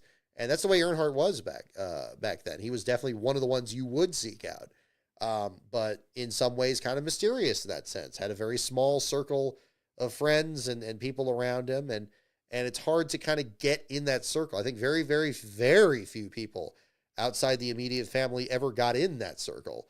And I think even for those that were in it, they found themselves on the outside of it. And it's interesting to see that. I think that, and I think they did that in such a way that it didn't do anything against the Earnhardt legacy. It didn't do anything to tear down a figure. I think there's a tendency in pop culture, especially in the world of fiction, not really in the world of nonfiction, to tear down characters, to deconstruct things. Like there's no such thing as a bad movie anymore, because it's like, oh, it's a wonderful deconstruction of this. It's like, yeah, that's something I like about something I enjoy, is watching it be deconstructed, watch it be taken apart and ripped to pieces, and there's nothing left. That's definitely not what happens in this Earnhardt documentary. It's showing us what they saw, and I think the time had to be right to reveal all that out there, and I'm glad that it has. Because I think even now, even with Junior in his circle, I think it's still a very small circle of friends, and he's a very private individual, as he well is right to be. Same thing with Kelly and Carrie and the rest of the family. But understanding why and understanding where that comes from, I think this did a great job. I think it did this better than any other one would, and it didn't just go with a surface analysis of it, and showing the complexity of it, which is good. So I'm glad, I'm so glad they took it on. I love the music they used in the documentary, and in the past, I've kind of bristled at ones where they add sound effects to scenes for a sport that already produces its own sound. But, for some of the really critical moments, in it, like Earnhardt's accident in Talladega in 1996, or things that happened in the 2001 500 there, it really needed to be driven home. I mean, the way they covered when he blacked out at Darlington in 97, I was surprised that was in there. I thought that was going to be something that was going to be kind of glossed over. But that was a really significant moment. I'm glad that was given its attention because, people were wondering, what's going on with him? He's not winning, and now he's got this going on. It's like, what's going on? They did kind of blur together kind of them saying they weren't sure what caused that. And then years later, they had the bone fragments in his neck, and that being handled before the 2000 season when his career kind of resurged through that. It was interesting. But I liked what they did. I think they did a wonderful job. They did a job that only interviewing the people in the family could have accomplished. And the interviews are definitely the heart of it the whole way through. Even if it's stuff that maybe we've seen before, and even if some of that stuff just isn't in there, the interviews are worth the price of admission even by themselves. They are absolutely critical. I really try to step that up in my own work. It was tremendously motivating, I think, in my own work to try to really kind of elevate it there, because this was done with like movie theater level work. I mean, Ron Howard, and I've not always liked everything he's produced, but things like Apollo 13 and Backdraft that he produced in the years past, those were just tremendously done and making something feel big. I'm glad that they took this on and made it feel in that sense. So it was a tremendous experience. And if you haven't seen it yet, and I definitely recommend you check out all 4 parts. I think they did a wonderful job with it, and it deserves every accolade it's receiving. So I can't recommend it enough on that. So congratulations to the folks that put that together, and in what was, I'm sure, not an easy process. I know it was not easy for me doing 500 days, but that's just doing something here on YouTube, doing some major release where you're directly involved with the family. It's got to be right. It's really, I'm not saying that I don't hold my stuff to that same standard, but especially in that level of scrutiny, it's got to be right. And I love the way that they introduce people in the story when they need to be called upon in that. I think that made it made the time go by, made it really efficient storytelling too. So again, I'm kind of, Ryan, I see your comment there too. Yeah, they kind of changed little things here and there. They blurred some things together. I understand that in the sense of, a cinematic experience. I think in a documentary, there's less room for doing something that poetic there at the same time. I think in the changes they did do, I didn't think it was that much of an issue. Again, I think Steve Park was kind of Steve Park and Skinner were kind of bigger omissions from it. but you probably would have needed fifth part to do it. So maybe that's why they didn't. But in general, yeah. And yeah, Ryan, I'm seeing you're mentioning here that as well, like how they changed Mike Joy's call to finish. They probably did that just for maybe casual viewers that don't understand, like freezing the field at the caution flag, just saying, it's a checkered flag, and just kind of going through there. I've done a video too where I edited out when Mike Joy kind of stumbled on his words, saying using Rick Mast as a pick. And, again, I don't blame him at all. I mean, in that moment, he did a massive job of just doing one of the most legendary, talking about a legendary broadcast call. He had just taken over at CBS from Ken Squire in that call after being a pit reporter for many years there in CBS. And, of course, his career that predated that even, of course. And, he kind of had that little stumble there, and then he jumped right into 20 years of trying, 20 years of frustration. Just perfect. I get it. You kind of work with audio that way. That's kind of where I go back to kind of the Jamie Little discussion, but not to hammer on that even more on that. So, great job on it. And a wonderful lead in to them covering NASCAR and seeing the way it is presently in the sport. I think that was a smart decision on Prime's part on the development of that as well. And I'll be curious if there's going to be other subjects that are going to be tackled a similar way, if they have any interest in that. But I do think those subjects are out there, and I'm trying to tackle them myself, and I'm sure there's others that are looking to do the same and with their own approaches to them. So we'll see if that's the case down the line. I think that'll be very exciting. Where are we with categories? I think we probably, have I scared off everybody? Oh, we still got 42 people in here. Right on. Okay. I didn't think we'd have too many people in here by now, but that'd be another one. I just see one vote for NASCAR, so we'll just do a couple NASCAR questions, and then we'll wrap up on that. Yeah, right. I'm with you there. I mean, that's where I kind of had an issue with the fourth part a little bit, is it felt like an abridged version of Blink of an Eye a little bit, or one of those. But I think that's just, again, Emp Lemon, for example, did a great job of that, of covering the Kevin Harvick race and the Steve Park one. I tried to make sure those were very big in my own series, that they had their own episodes to really hammer home how big of a moment those were. But again, how big was that to the Earnhardt family itself? Maybe their focus wasn't really on that. Maybe it was just on the well-being of the team and what are we doing at this point? And are they just, indeed their performances? And you see this a little bit in 500 days. They weren't. Steve Park actually had a really, really good start to the season. But Michael Waltrip and Jr. are a bit more inconsistent. And obviously what both of them have gone through, not to say that Steve didn't go through it too. Obviously he did. And his win at Rockingham was monumental in that sense. Park had a much stronger start to the rest of that year through really these first 9 or 10 episodes here than both of his teammates did. And, it'll be very interesting once we get to Daytona in that July episode as well to see how that ties together. So it's kind of the longer route to get there, but we'll get there, and it's going to be exciting when we do. So we'll do that. So anyway, just do a couple NASCAR questions to wrap up here for tonight. Let's see. Oh, this is interesting. I don't think we've had this one. So first question here. What race-related merchandise sells the most items? So souvenir question.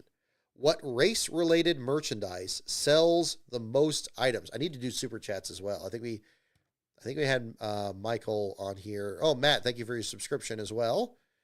And Bowser Jr., I got yours as well. I need to get that there. So I think, Michael, I read yours earlier. Big thanks again for your contributions there to the Cartoon Network contest. So I appreciate your support on that. Excellent choices for the top 3. All were great. So again, thank you for the $2 super chat. And again, thank you for your contributions on that. I think that really helped out. Bowser Jr. XD, again, thank you for your super chat for $5. Well, not really related tonight, and shameless on my end, I think it would be funny to bring up the Formula E story I sent, a good contrast to Prime. Yes, I did see that mention on there. Apparently, yeah, there was a hilariously bad broadcast call or broadcast choice, especially on the production side of the Formula E race this weekend. So yes, Bowser Jr., thank you for mentioning that. I think that given the fact that we did the showed that Jamie Little clip here. Maybe we should bring that on here too, as everybody's kind of guessing on the trivia question. What race-used memorabilia is it sells the most items? Yes, sells the most items. And again, think of this as a late 90s one, so don't guess a tablet. A tablet carrier will probably not be the first guess on that one. Where is... Okay, yeah, Formula E, finish, broadcast. There's one where they screwed up the finish of it. That's not that. Where were they this week? Somebody posted this on Twitter. I know I saw that on there too.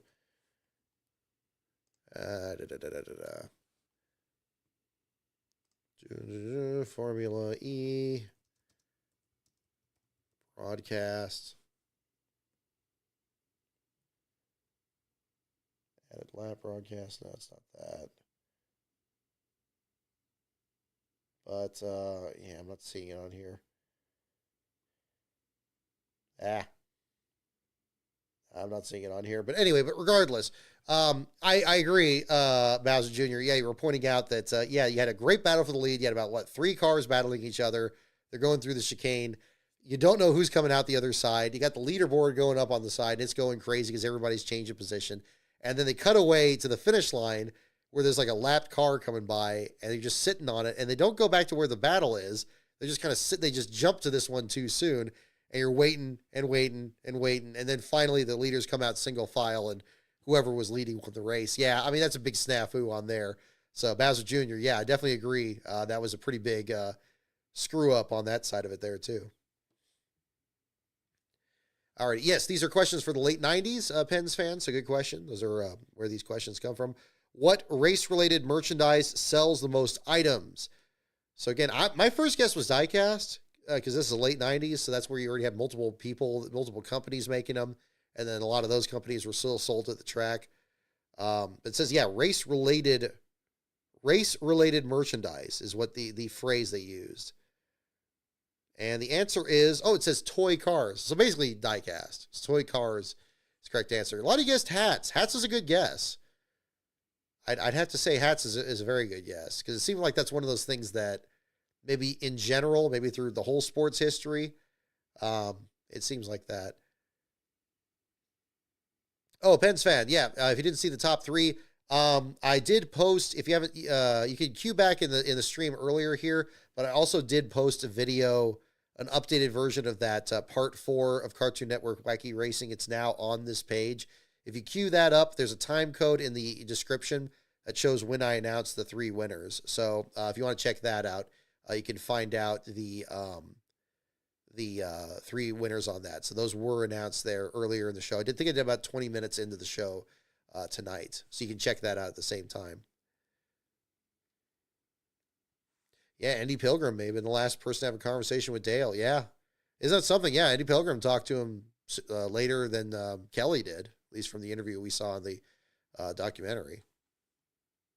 But yeah, it says toy cars. That's interesting, the way it phrased it there. But, of course, the more understandable aspect there of diecast. But I think understandable in the late 90s. We got Winner's Circle and Action and Racing Champions and Hot Wheels and all these companies matching against each other. Yeah, race-related merchandise. Yeah, probably would have been a better way to put it. But yeah. Okay, let's see if we get a couple more here. We'll do 2 more here, and then we'll probably wrap up here, folks. Let's see. Next question. What driver was champion both years NASCAR ran a modified special division? So we're looking for a driver's name. What driver was champion both years that NASCAR ran a modified special division? That is the question. Do we have a call on inspection, by the way? I didn't look. Hopefully we didn't get another disqualification. I got a good start on the article for Stenhouse here this week, but we'll see. Detroit. Oh, no, there it is. Yes, 54 minutes ago. So, yeah, it's quite a while ago. I guess it was mid-rant during this. Cup Tech complete. No issues. Blaney is the winner. No cars to R&D. So, indeed, Stenhouse is your last place finisher. And congratulations to Blaney on his first win of the season. What driver was champion both years NASCAR had ran a modified special division? Got guesses for Jeff Bodine, Brett Bodine, Joe Weatherly. All right, let's see. Here we go. What driver was champion both years NASCAR ran a modified special division? The answer is Bobby Allison. Bobby Allison. I don't think anybody got that. Tough one. Jeff Bodine, Glenn 7000. When you suggested that one kind of sounded like it. But no, Bobby Allison is the correct answer. All righty.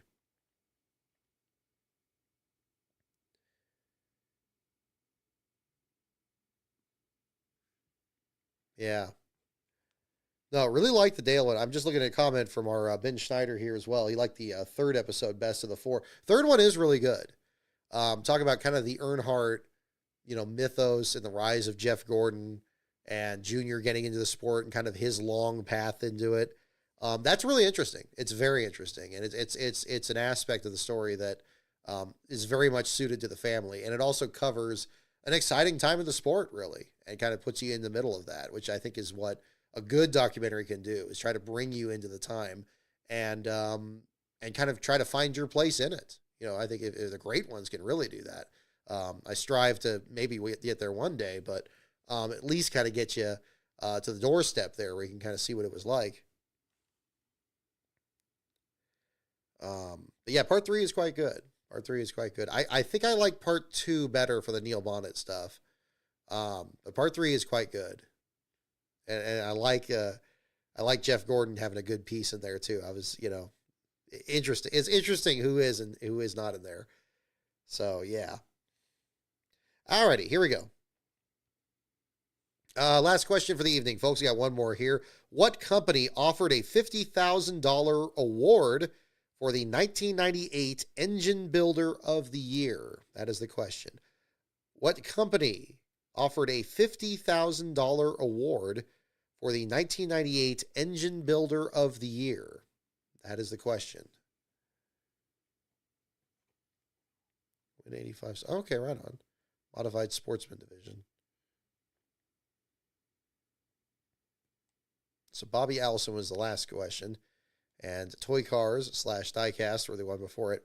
So again, we read this. What company, we're looking for a company name, offered a $50,000 award for the 1998 Engine Builder of the Year? That is the question. I hope this camera angle is still working for you guys. I'm trying that out here.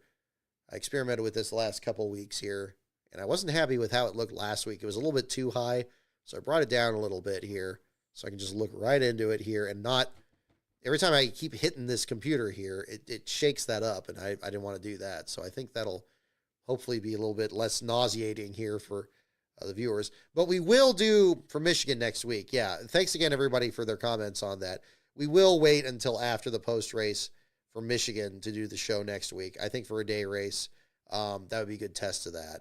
And, again, apologies if your viewership was a little muddled here these 2 weeks to kind of jump into that. I certainly didn't expect that at the 600.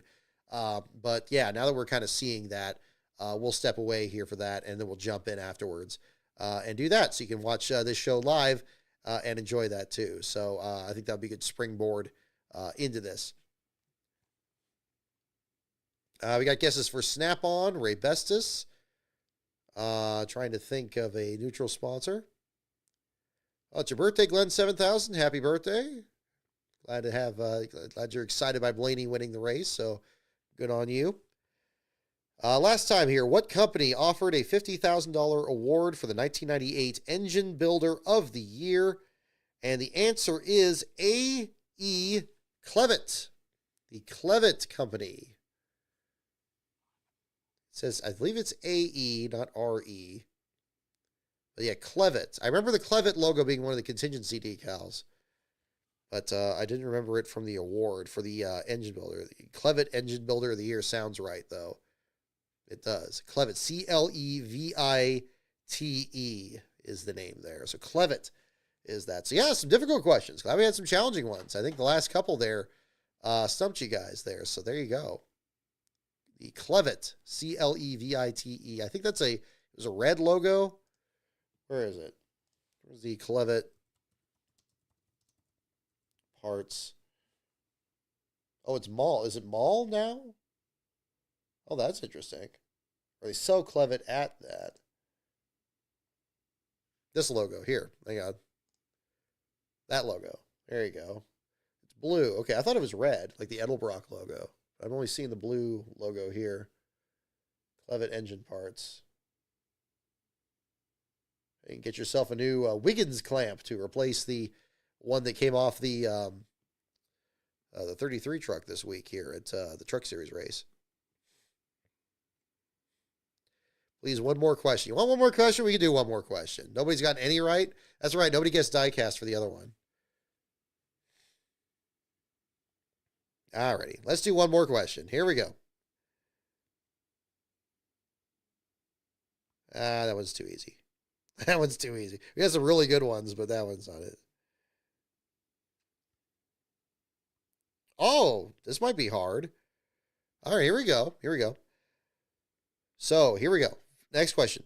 What was the first African American to start in a NASCAR race in 1952? Don't look it up. Try to guess it. Try to guess it. Oh, this is a tricky one. This is a tricky one. What was the first African American to start in a NASCAR race in 1952? 52. Yeah. Start in a race in 52, not born in 52. I know there's some drivers you may be thinking of, but yeah. We might have to do another one after this one. This one might be a little too hard. Okay, try not to look it up. Try not to look it up. I know that'd be very easy to look up. I'm not seeing any guesses yet. Uh-oh. This one might be a little too hard. This one might be a little too hard. What was the first African American to start in a NASCAR race in 1952? 52.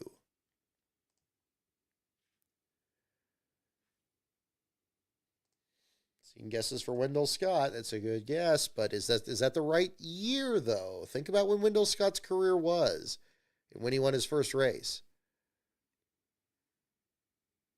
Yeah, tricky.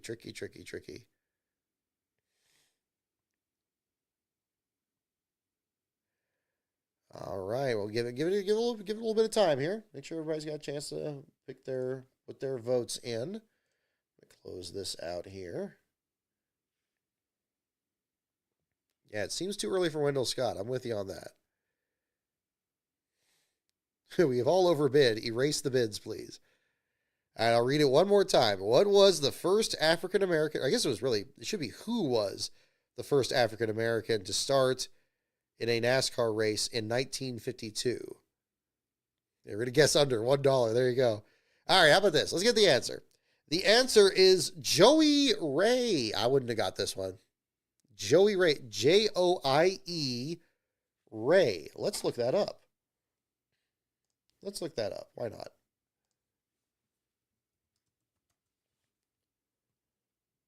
I got Joey Ray. Okay, Joey Ray. Joseph Reynolds Joey Ray Jr., born September 1923. This is Wikipedia, of course. September 1923 to April 2007. Died at age 83. Is there an official site? Okay, this is archived. Oh, here we go. Let's pull this up. Second screen. There you go. This is a archive from 2010. Joey Ray, September 2004. Joey drove his first race on Easter Sunday, 1947 in Mitchell, Indiana. Joey's no longer with us, but he can rest in peace knowing he has paid his dues and more. I got to bookmark this. Interesting. Bookmarks. Very interesting. Let's get the racing reference page on here. Oh, not Roman Reigns. Let's try something different. pull this up here on here. Joey Ray. Portland, Oregon. Oh, West Coast driver. Okay. And here we go. We'll get the second screen. Only one start. 1952. Car fielded by Grady Quinn. Daytona Beach Road Course. Number 105. Finished in the 51st spot. Started 25th out of 61. Smokey Purser in last place. Huh. There you go. Well, okay. Well, how about that? Well, there's a pretty obscure statistic there. There's a new one to hang on to. So, yeah. How about that one? Well, all right. Well, I guess we're going to have to do one more question because this is too hard. They are two different people, according to Wikipedia. Yeah, Wikipedia listed a runner as well. I don't know if he maybe had multiple careers. I don't know. That'll require some more digging. Let's see. Despite many sources to the contrary, was not the first African-American to race in the top series.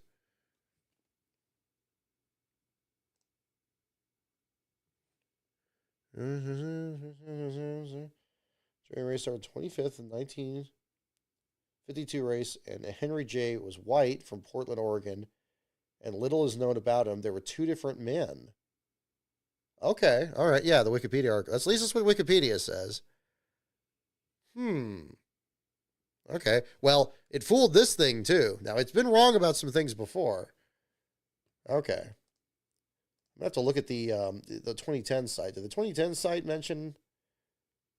It seems like that's an extraordinary coincidence, because you have a driver from around that same time. He would have been in his 30s in 52.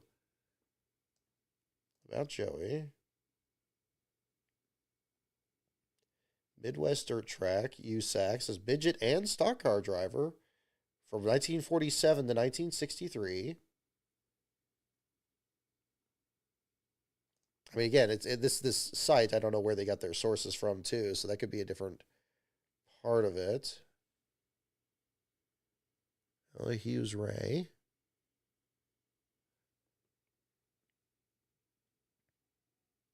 Yeah, I'm gonna have to do some more. Yeah, I'm gonna have to do some more digging on this because if the Wikipedia thing is saying it's a different person, they got to be pulling that from somewhere. Huh. The Daytona Beach Road Course, 11 laps, the crash in Henry J. Grady Quinn. I mean, that's an extraordinary coincidence, but still, that would be, that's interesting. Well, we'll see. We'll see what the story is there. But regardless, this one says it, so they must have pulled it from some other source there. So we'll find out. Well, okay, let's do. Well, that's kind of a mulligan here. We'll kind of move past that. Okay, here we go. We'll do a little bit of an easier one. Let's do this one more here. USAC and AAA. So I guess USAC stock car is not that. I got to look at my newspaper's website too and check that out. While I do that, who was the first to win a NASCAR race at an average speed of over 100 miles per hour in 1957? So you don't need to know the race or the track. You just need to know the driver. So who was the first to win a NASCAR race at an average speed of over 100 miles per hour in 1957? The name from Reddit was B.E. Renfro. So it would have been wrong regardless. What year did Renfro the first black driver to run in the Cup Series or run in NASCAR?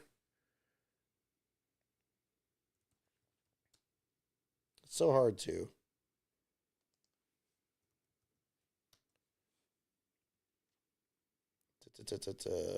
B.E. Renfro, born 1915, died in 2001. 2 Cup starts in 1949, even earlier. Okay, so like the first season.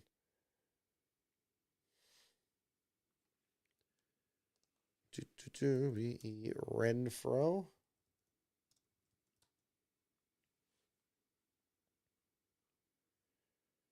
Owner statistics. Gosh, there's so much for those early years that's just completely lost to time. Yeah, I got Randy Renfro pictures. I'm seeing a B.E. Renfro here, but it doesn't look. Starting positions are unknown. This picture it linked to doesn't look like a match. I don't know who that is, though. Tough call. Tough call. This is always the tricky part with the research there, but interesting. Let's see here. Let me read the question again here. Who was the first to win a NASCAR race at an average speed of over 100 miles per hour in 1957? I guess this is for Speedy Thompson. Is this Alfred Thompson and how he got the nickname Speedy? Possibly. Tim Flock, Lee Petty, Ned Jarrett.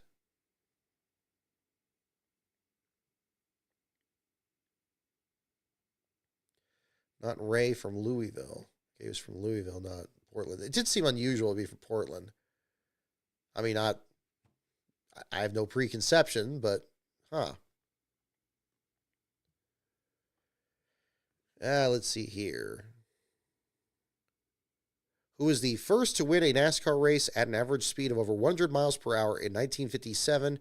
And the answer is Cotton Owens. Cotton Owens is the correct answer. I don't think anybody got that.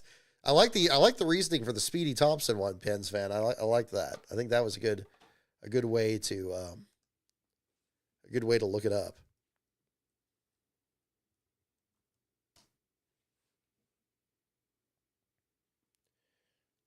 Do.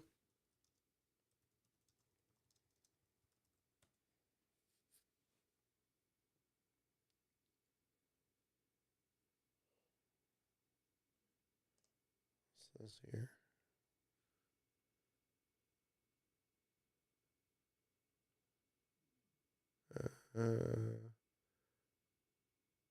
That's 86.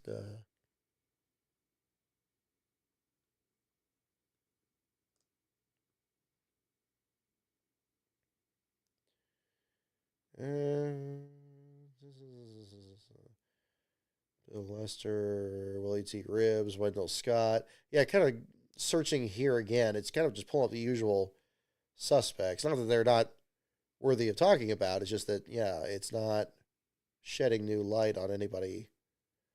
I mean, there's so much copy and paste in media that it can be tricky to track that down. But we'll figure that out. Oh, excuse me. I think I'm going to wrap up the show for this evening. So thank you so much, everyone, for tuning in. My goodness, it turned out to be kind of a longer show here. And we got Badger here, and he is... How you doing down here, buddy? How you doing? How you holding up? How you all... Oh, uh-oh. I want to do that. How you doing? Oh, there he is. Okay, well, I got to get this guy's blanket here. So we will wrap up the show this evening. Congratulations to all the race winners this weekend with Ryan Blaney, Raja Caruth, and Justin Allgaier at Nashville. We now have the official word that Blaney's passed inspection. So that will be the story there for that. So I'll have an article on Stenhouse later tonight. And in the meantime, my Twitter feed is at LastCarOnBrock. My Patreon is patreon.com/LastCarOnBrock. And thank you again to everyone who participated in the Cartoon Network contest, and congratulations to the winners. The video announcing all that has been posted on my YouTube channel here if you haven't seen the first part of the show here tonight. Our next show is going to be next Sunday after the Cup Series race at Michigan and the post-race show. We'll do it after that and sum up the action for both the Cup Series and the Truck Series returning to Michigan. So that's going to be very exciting to follow as well. I have an entry list article for you guys on Friday to lean into the action, and hope to see you all here next time. So have a great week, everyone. Thank you so much, everyone, for tuning in, and we'll see you all next time. There you go, Badgie. Oh, gosh, he is so asleep. We will go from there. So take care, folks.